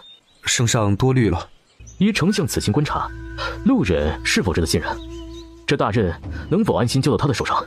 其实暗香楼一事早已经在皇帝的掌控之下。前余卫于半月前就向皇帝禀告，有前朝余孽利用青楼接近朝臣，意图打探朝内机要密事，联系到陆忍之父被先帝冤枉，加之忍字却让人浮想联翩，便立即下令大理寺将陆瑾抓回，想借此试探陆忍的反应。之后温瑜来求圣旨，皇帝也只是顺水推舟而已。林玉芝的同行更是奉了他的旨意行事，名为帮忙，实则监视。微臣所观，陆将军并无任何不妥，忠心可见。西秦关一战，朝中唯陆将军可胜任。就按丞相所言，这西秦关便派陆忍带兵前去收复。心头的阴霾散去之后，皇帝心情不错，也有了牵线的兴趣。朕与皇姐所言非虚，赐婚于你和那位林小姐如何？微臣多谢圣上美意，只是微臣与林小姐实乃旧友，并非友情，还请圣上收回成命。也罢。而此时离开大殿的温瑜站在阶下，雪花飘飘扬扬，他缓缓回头看向深红的殿门，轻轻地笑了笑。公主您看什么呢？温瑜收回目光，悠悠然地上了马车。我是看那殿门实在是高，十分有威慑力，仿佛会吃人一样，离得近了都觉得自己很渺小。您可是长公主，怎么会渺小呢？我是草包长公主。刘春的眼神有些难过。公主，您不要在意外面那些流言。我不在意啊。吾日3省5身，吃好了吗？喝好了吗？睡好了吗？再加上有帅哥吗？你知道傻人有傻福吗？有时候傻也是一道护身符。刘春有些不懂，温瑜没再多说什么，抱着手炉，眼睛亮晶晶的。去将军府。当路人听到门房通报说长公主找他时，头皮瞬时有些发麻，耳根甚至不受控制的发热起来。长公主是在天牢看见那个仙女姐姐吗？此时的前厅，温瑜悠哉悠哉地喝着热茶。温瑜再一抬眼，就看到了疾步而来的路人，他的身后还跟着一个一路小跑喘得厉害的小朋友。仙女姐姐，放肆！然后带着陆景行礼。微臣拜见长公主，长公主万福金安。见他一本正经的行大礼，眼中还带着一丝隐隐的疏离。哼，路人，3天没打你上房揭瓦了，又开始跟我摆起将军的架子了。微臣不敢。我来找你，你知道是为了什么吧？你的弟弟我帮你捞出来了，答应你的我做到了，现在到你了。草民陆姐，多谢长公主搭救之恩。温瑜让他起身。没必要谢我，我又不是白救你。陆将军怎么说？给个章程，是你跟我走，还是你跟我走，还是你跟我走？只见他垂下眸子，似乎有些躲闪的意味在里面。陆大将军，事都成了，你不会想赖账吧？你对我这么不负责任的吗？温瑜说着，右手手掌轻轻地放在了路人的心脏处，感受到他心脏有力的跳动。温瑜指尖轻点，你是在玩弄我吗？路人后退2步，垂下眸子。微臣不敢。不敢？从头到尾除了见你，就是微臣不敢。温瑜挑了挑眉，指尖顺着他的心脏一路往上滑，拂过他的喉结，最后挑起了路人的下巴。我看你是粪缸里学游泳，死都不怕。路人无语，路人垂着眼睫，下颚被抬高时，视线不可避免地对上温瑜。他喉结滚了滚，微微撇头，下巴离开了温瑜的指尖。公主是玩真的吗？声音闷闷的，像是一种不解，又像是一种试探。玩儿？你不会以为我在跟你开玩笑吧？我跑前跑后，辛辛苦苦，勤勤恳恳，兢兢业业，任劳任怨，孜孜不倦，吃苦耐劳的查案子，就是为了跟你开玩笑。哼，真是小刀拉屁股，开眼了。路人刚要开口说什么，温瑜竖起食指按在了路人的唇上，指尖有些凉，却又像火一般撩人。嘘，你这张破嘴，如果说的是我不爱听的话，那就别说了。路人，我耐心有限，你知道我爱听的是什么？温瑜说罢，朝着一旁目瞪口呆的陆景微微笑了笑，离开了将军府。而陆景已经完全懵逼了，他们在说啥呀？根本就没听懂。哥，长公主什么意思啊？路人转身看着温瑜的背影，目光十分复杂，神色来回变换中，逐渐有些晦涩起来，似乎已经做好了抉择。哥，你居然在发呆？他哥那句“战场上你发的不是呆，是你的丧”，让他至今记忆犹新。哥，你竟然发呆了！哎，哥，长公主是不是对你有意思？她在追求你吗？可是长公主不是喜欢丞相吗？你也不是丞相那种类型的呀。路人面无表情地将陆景揪回了书房。你这狗爬子再没有长进，我就把你丢进军营里。陆景泪眼汪汪，他压根儿就不是学习的料，当然更不是学武的料。哥，你知道吗？你刚才在长公主面前就像一个憋屈的小媳妇儿，我哪见过你这个样子啊？真是大开眼界了。长公主怎么说的来着？小刀刺屁股，开了眼了。今天这些字不写完，不许睡觉。路人转身离开。怎么感觉有点恼羞成怒啊？这时路人又回来了。我有一个朋友。他话还没说完呢，陆景便道：哎哥，你说的这个朋友就是你自己吧？是我又如何？说罢直接转身离开，去了练武场。他站在练武场的梅花树下，眸中若有似无的情绪涌动，无声地折下了一根根梅花枝。公主，陆将军来了！啊，这么快？他还以为路人的硬石头起码也要到明天了，结果竟然是前后脚的功夫。公主，陆将军已经候在院子外了，让他进来吧。公主，不换一身衣服吗？就这样让陆将军进来？用不着，本公主穿麻袋都能穿出风华绝代来。你这是唱哪一出啊？微臣前来公主府负荆请罪。负荆请罪？那你说说，你有什么罪？是出尔反尔之罪，说话不算话之罪，言而无信之罪，还是不认账之罪？路人顿了顿，沉默下来。沉默有时候也是一种态度。唉，什么罪暂且不说，你能不能抬起头？这低着头又不说话，搞得我压力很大。幸好你头发多，不然就拿秃顶对着我了。回公主。路人缓缓抬头，口中的话还没说完呢，便瞳孔微缩，颤了几颤。紧接着他唰地低下了头，整个人已然开始冒烟儿。请公主将衣服穿好。啊？可是天这么冷，太医说我体虚怕寒，所以炭火烧得比较旺。穿多了就会很热，这样子穿最舒服了。外男在场时，还请公主忍一时。关羽眨眼，用指尖挑起了路人的下巴，与他对视。外男？哪里有外男啊？路人的目光颤了颤，然后迅速的离开。不过都来负荆请罪这一出了，看来是要出尔反尔了。我这大意了呀，应该先让你交一半定金再办事儿的。本以为身为将军是最重视诚信，看来是我。不是的，公主，微臣并没有要出尔反尔。路人的目光紧紧地盯着温瑜。微臣此次负荆请罪，请的是对公主的不敬之罪。温瑜闻言是真的愣住了，良心发现了。不过负荆请罪不是应该赤着上身吗？你怎么还穿戴整齐，裹得严严实实的？兑现承诺。路人点头。脱吧。眼含笑意地盯着他，一脸的期待。路人被温瑜赤果果的目光看的是浑身发麻。这么多年来，他从来不缺投怀送抱以及别人送来讨好他的女人，但他从来都是心静如水。可是此时面对温瑜，一直平淡的内心也在他的目光下像掀起了滔天巨浪一般。你想好了没？先脱上面还是先脱下面？路人闻言抿了抿唇，双臂微微用力，五花大绑的绳子和附于背后的梅花枝便尽数脱落在地。先脱绳子。说真的，路人，这一招我能学吗？感觉很有用。公主没有练武的天赋，那让本公主来亲自研究研究，有练武天赋之人的肉体究竟有什么特别的？温瑜转着炭笔笑道：“还不脱？”路人看向画架，眉间透着疑惑。微臣愚钝，公主要这样作画，前所未见。画完给你看，你就知道了。你是在拖延时间吗？大将军一早就答应我的事情，还磨磨唧唧扭扭捏捏的，你丢不丢人呢？路人一时无言，他从来就不是什么扭捏之人。想到这儿，路人直接解开腰带，脱掉了外衣。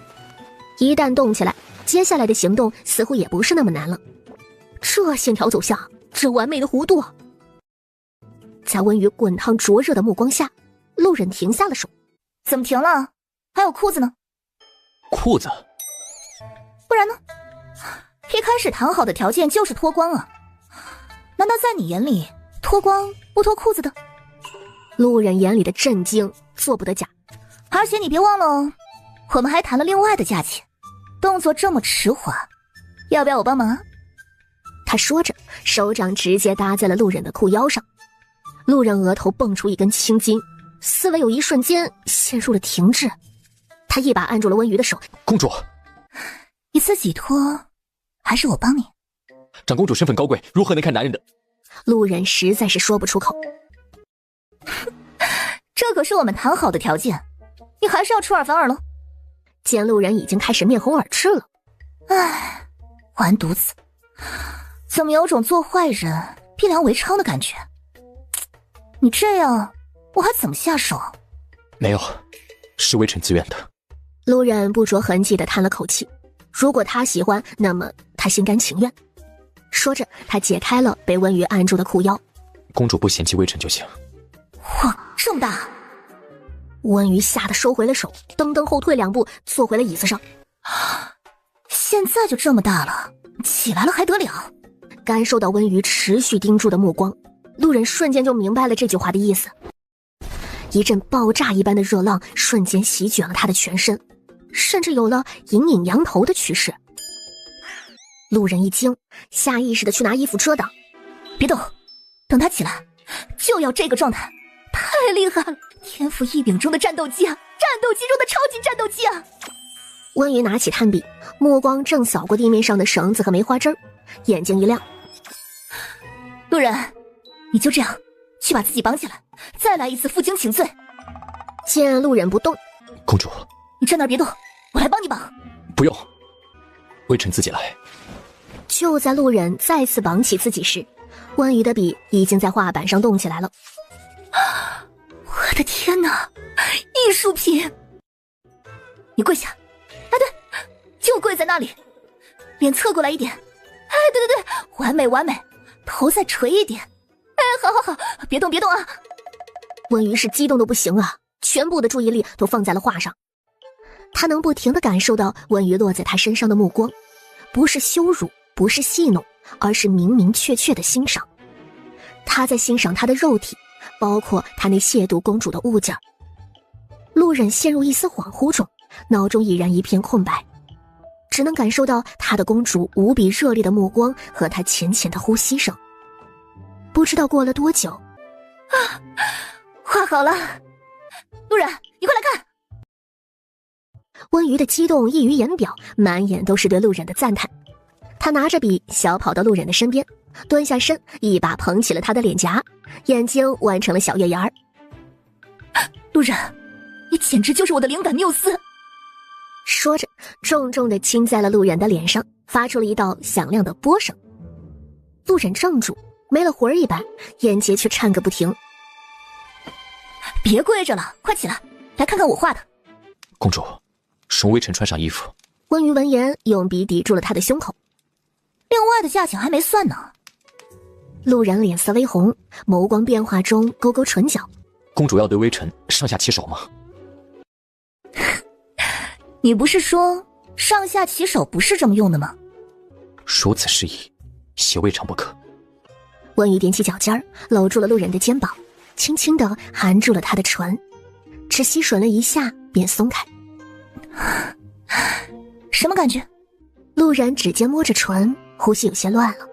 回公主，还没够的感觉。温瑜得到这个答案，不禁挑眉。他搂着路人的肩膀往前带了带，目光描绘着他冷峻的五官。现在不说微臣不敢了？微臣不敢再说，微臣不敢了。微臣现在不仅不会说微臣不敢，还会做一件大胆的事情。路人，那就让我看看你有多大胆。他的话音刚落，路人便俯身含住了温瑜的双唇，辗转厮磨的舌尖探入。温瑜眉间闪过一丝满意，搂着他主动的回应起来。公主。温瑜的双唇泛着水光，亮晶晶的。怎么了？路人一时意乱情迷，冒犯了公主。冒犯？我很喜欢。你呢？喜欢吗？喜欢。温瑜笑了笑，他的手顺着他的脖颈一路下滑至胸膛。路人，你的心跳得好快啊！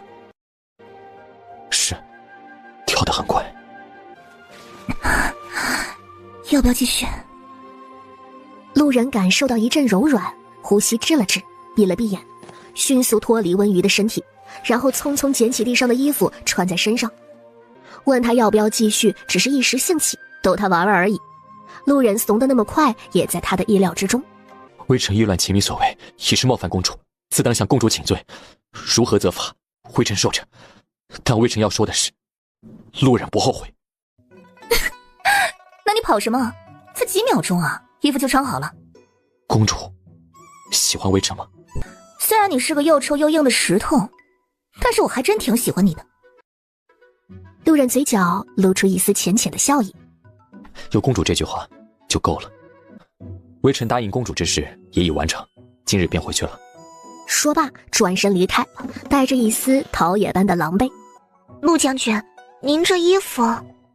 路人垂眸一看，歪歪斜斜的腰带，东倒西歪的衣襟，一丝窘迫涌上心头。他没有多言，匆匆离开。公主，您和陆将军，你们……陆婶还挺纯爱的。刘春欲哭无泪啊！公主，您和陆将军真的……没有啊。刘春闻言松了口气，就是亲了个嘴而已。而已？刘春心态崩了啊！知道公主对陆将军态度不一样，谁能想到竟然如此不一样？公主，那您是真的放弃丞相大人了吗？林玉芝在我这里属于过去式了，知道吗？以后能不提就不提。为什么？公主，你明明那么喜欢丞相，可是自从陆将军出现后，你就只看得到陆将军了。唉，你说的对，都怪陆忍这个狐狸精，用他的精气把我勾引走了。刘春一时无言。温瑜拿起一个橘子剥开，然后递给了刘春。傻姑娘，林玉芝有喜欢的对象，还非要凑上去干什么？天下男人多的是，这个不行下一个，笨女人才会吊在一棵歪脖子树上，懂了吗？刘春有些受宠若惊地接过橘子。公主，我知道了，您其实就是移情别恋了。哎，好，我承认，只要你别提林玉芝就行了。温瑜叹了口气，起身走向画架。他看着自己的大作，眼里闪亮亮的。就叫你赴美请罪图吧。洪德殿，圣上，陆将军到了。皇帝放下奏折，看向缓步而来的陆忍。微臣陆忍拜见圣上。陆将军，请起。朕召见陆将军，是有要事相商。皇帝将手上的奏折递给宫人。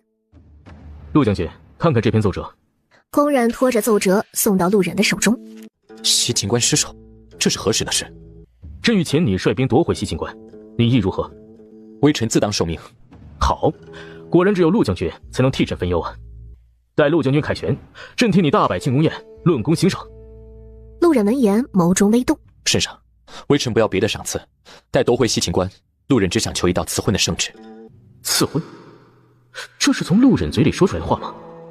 啊，是哪位官家小姐竟入了你的眼啊？想必有过人之处啊！陆忍闻言，想到温瑜肆意妄为的做派，眼中闪过一丝无奈，但更多的是笑意。待微臣归来再告知圣上，此战必胜，还请圣上同意。不要赏赐，只要赐婚圣旨，有何不可？朕允了。皇帝宣各位大臣进宫，商议夺回西秦关之战，直到第二天4时才商议好一切，回到府中。陆瑾早已起床，趴在桌前，写着他怎么都写不好的大字儿。他看向一回来就坐在桌前发呆的陆忍，又看了眼他手中不停摩挲着的祖传玉佩。哥，你是不是喜欢上了长公主啊？陆忍微怔，却没有否认。可是圣经的人都知道长公主痴迷丞相大人，还在文武百官面前放话了，一定会拿下丞相。哥，你没听说过吗？传言不可尽信。可是都这么说了，无风不起浪啊！我只相信我感受到的。他骑上马，一路疾驰来到公主府。温瑜刚刚睡到自然醒，就听说了陆忍来找他。公主，西秦关失守了。昨天圣上召集了所有大臣，在洪德殿商议了一整夜。陆将军要带兵前往西秦关了。你消息还真灵通。要说朝中带兵打仗第一人，那还得是陆将军。公主，你的眼光没错。奴婢请陆将军在遂春园等候了。见他一副快夸我的模样，有些忍俊不禁。到了遂春园，微臣拜见公主。昨天才被吓跑了，今天又来找我。此次来见公主，是向公主告别。圣上命我领兵前往西秦关，明天就要出发。这个我知道。自从刘春觉得他移情别恋之后，这丫头从丞相不离嘴变成了将军不离嘴，什么第一手消息他都灵通得很。他们都说你是大圣朝最骁勇善战的将军，而且我觉得我的眼光不会错，你肯定可以赢。陆忍定不负公主所望。说着，从怀中掏出了一枚玉佩。公主，这个给你。送我玉佩干嘛？陆忍沉默一瞬，就是一枚普通的玉佩，感谢公主的出手相助。我帮你不是有条件的吗？而且你也都完成了，还有什么感谢？不过，温瑜接过玉佩，迎着光仔细的看了看，然后握在了手里。这个玉佩我收下了，收了你的东西，总得有回礼吧？关羽握住路人手中的霁月，用力地拔了出来。离开了刀鞘，竟然还这么重。霁月太过锋利，公主小心伤了自己。关羽没有在意，拿起胸前的一小缕头发，轻轻靠上了霁月的刀刃，只一瞬便尽数割断。公主，路人一惊，面上闪过一丝动容。您千金之举。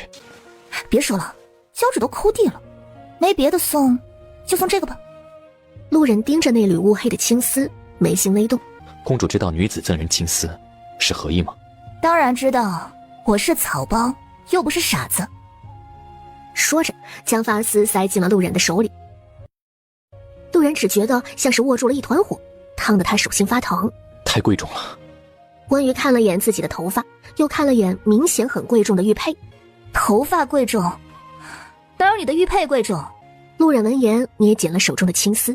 我明日带兵出城，公主能来送我吗？当然可以，这有什么？什么时辰出发？辰时，也就是早上7点。现在说不去送，还来得及吗？公主是起不来吗？关羽如实点头。你要我这么早起，是要我魂飞魄散吗？是微臣考虑不周，公主不必来送了。路人的善解人意获得了文娱的一个超级大拇指，以及一个赞赏的目光。路人哭笑不得。回到将军府，哥，玉佩送出去了。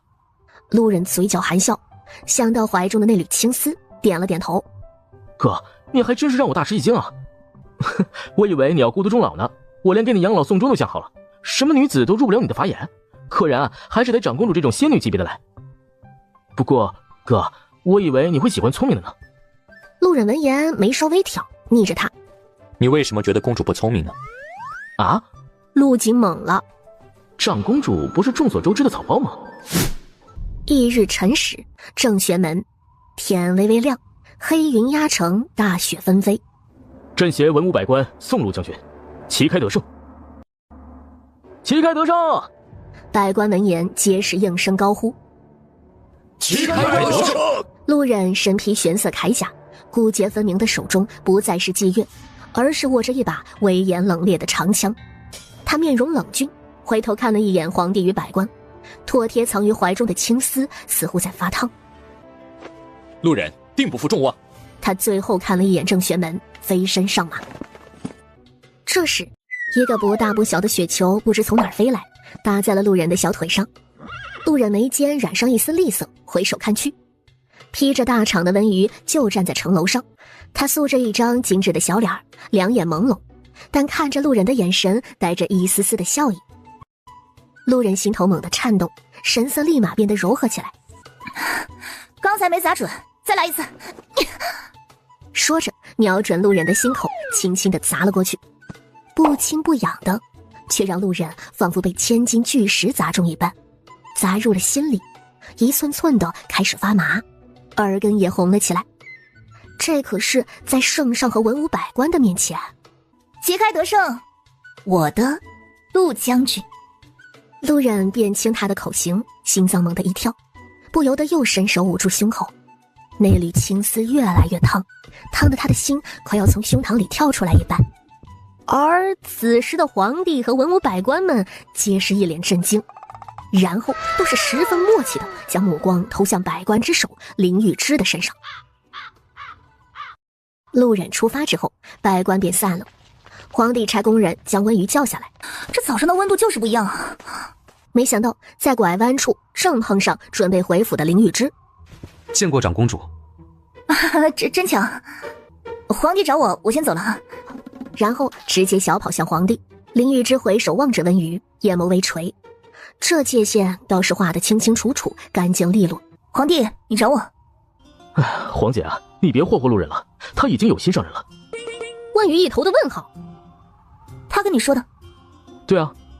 皇帝顿时觉得皇姐有些可怜，看上了2个男人，结果都有心仪之人，也太惨了。哎，皇姐，要不你再换个目标吧？毕竟他已经答应了路人，带他凯旋为他赐婚。温瑜眨眨眼，这可是你说的，让我换个目标。皇姐愿意？哎，皇帝你都求我了，作为皇姐，我当然会满足了。你也说了，路人有心上人了，既然如此，那我就换个目标吧。皇帝府长。皇姐大厦。回到车上的温瑜摸了摸下巴，虽然他的确挺喜欢陆然的，但是怎奈皇帝如此要求。回府睡回笼觉。啊，公主的情路为何如此坎坷？而陆忍去了西秦关之后，温瑜着实无聊了好几天。不过躺平有躺平的乐趣，做一条咸鱼的快乐是无法言喻的。温瑜靠在小榻上，悠悠闲闲地嗑着瓜子儿，听着刘东给他读话本子。只是这剧情怎么有点耳熟啊？闻香记。公主，您竟然知道闻香记？这说的叫什么话？不过这闻香记倒是让他想起一个人来了。温瑜来了精神，唰地坐起身。走，出门逛街。公主，现在？对，把刘春叫上。临安街还是像之前一样热闹。温瑜带着刘春、刘东朝着记忆中的摊位走去，却不想没见到那人，位置也被卖糖人的小贩给占据了。这位大叔，请问一下，之前在这里摆摊卖画的书生去哪儿了？这位小姐，你找他呀？哎呀，他呀被人打了，在家养伤呢。我原本不在这儿摆，是他拜托我帮他看中了这个位置的。说要等人，难道等的就是小姐你啊？哎呀，难怪呢。被人打了，怎么回事？被打还能怎么回事啊？倒霉摊上事儿了呗。临安街口有家猪肉铺，知道吧？猪肉佬的媳妇儿没事就跑来这画摊看画，他觉得自己被戴绿帽子了，欧呀就跑来这儿理论，让岳公子搬走。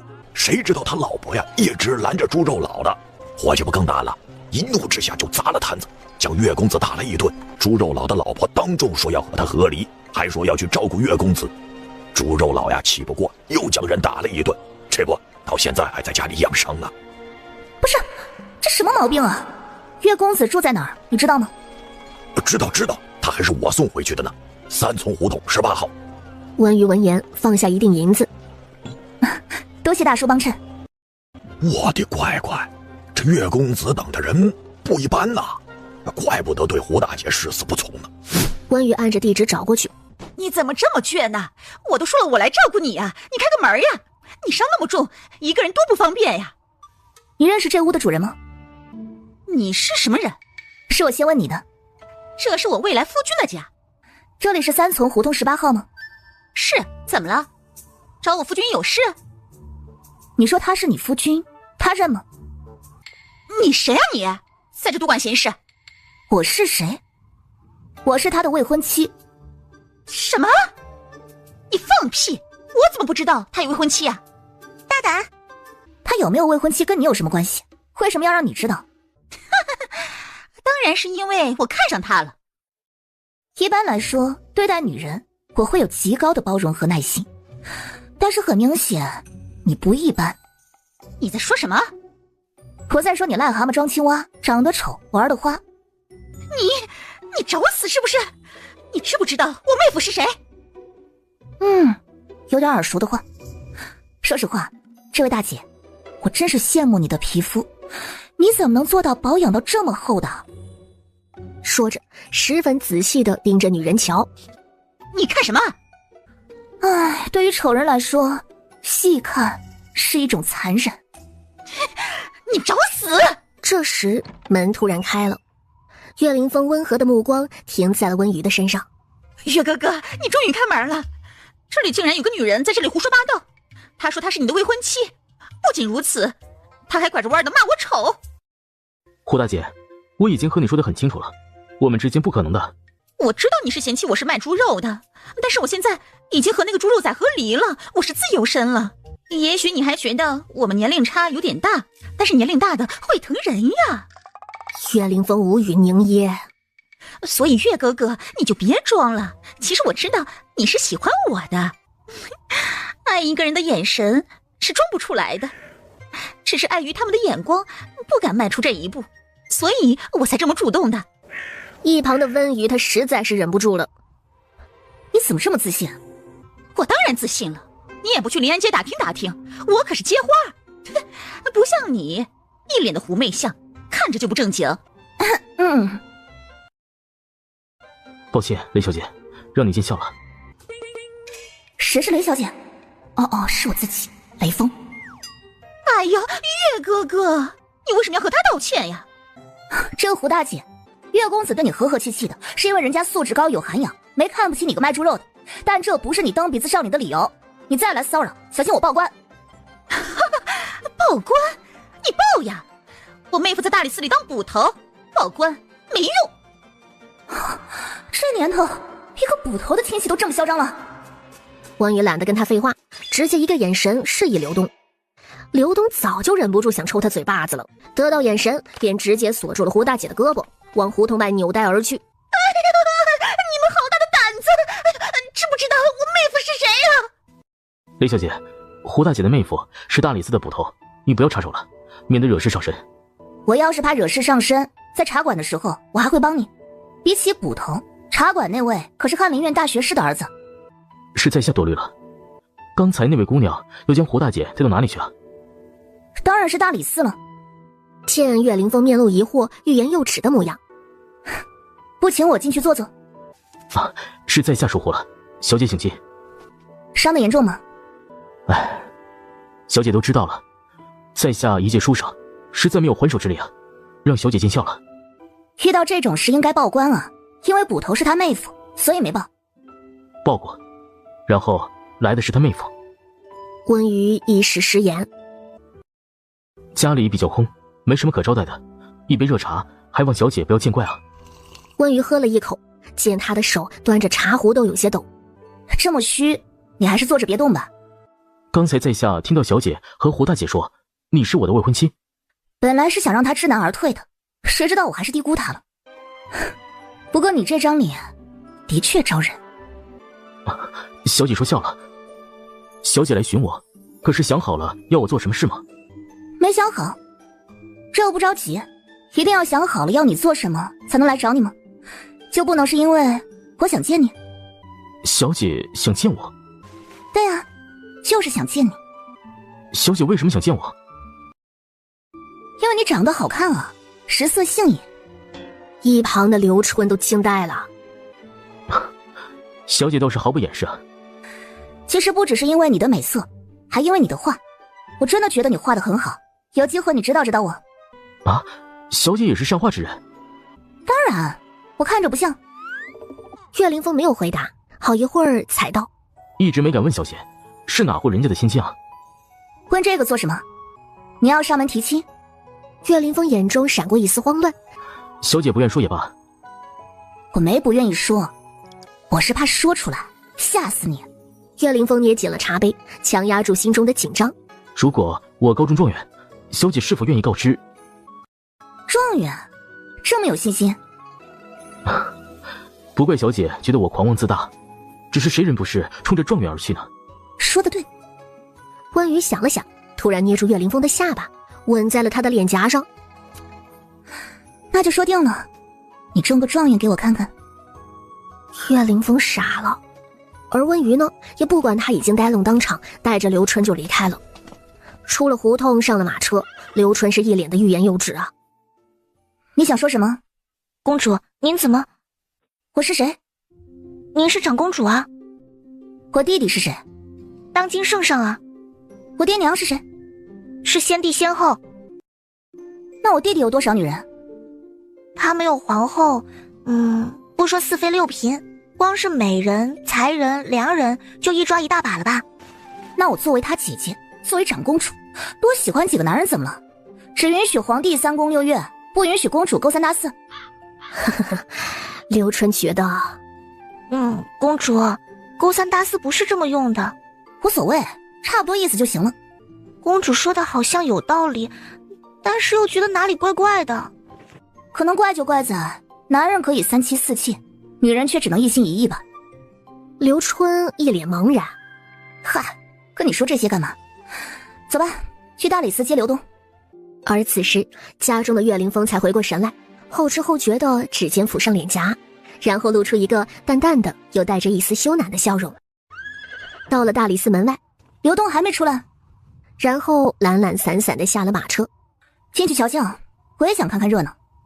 刚好帮岳凌风把这糟心事解决了。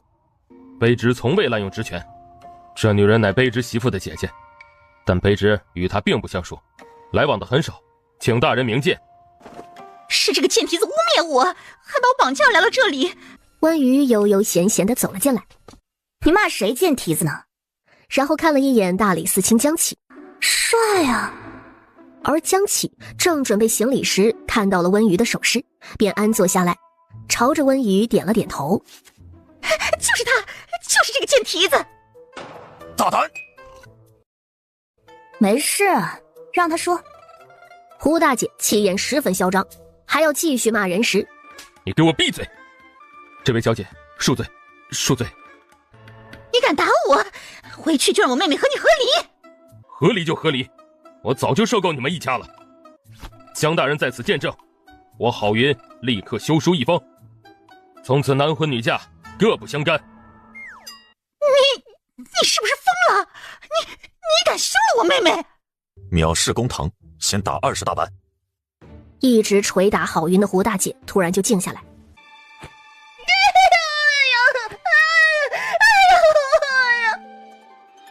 郝云则是满脸的应当如此，拜谢江启之后，自觉地趴下。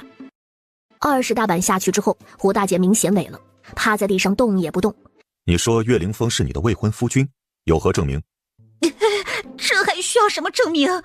他如果不是对我有意思，偷偷爱慕我，想要娶我，怎么会对我那么温柔，还对我笑得那么好看？荒谬，原是癔症。不是癔症。大人，你把他叫过来就知道了，我不是癔症。不用叫了。如果你真的是他的未婚妻，他怎么会眼睁睁地看着你在他家门口被人扭带走呢？是因为你，他是被你这一脸勾引人的狐媚相迷了心智了。温瑜闻言伸出手，刘东马上掏出一把铜镜放在他的手心中。他盯着铜镜摸了摸自己的脸。哼，大理寺卿大人，我很狐媚吗？江启无言以对。你看他都没说我狐媚，你算哪根葱啊？不过你这样说，我倒是想起来了。岳凌风说他报过官，结果去的是这位大理寺的捕头，也就是你的妹夫，有这回事吗？郝云慌了，他连连磕头。大人明鉴，小姐明鉴，卑职没有啊，我压根就不知道这个事，定是这蠢妇人又打着我的名号在外面作威作福，卑职冤枉啊！说，你又干了什么？又？哼，说明不是第一次了，而且你也知情。郝云闻言抖了抖，后脖梗依然是沁出一层冷汗，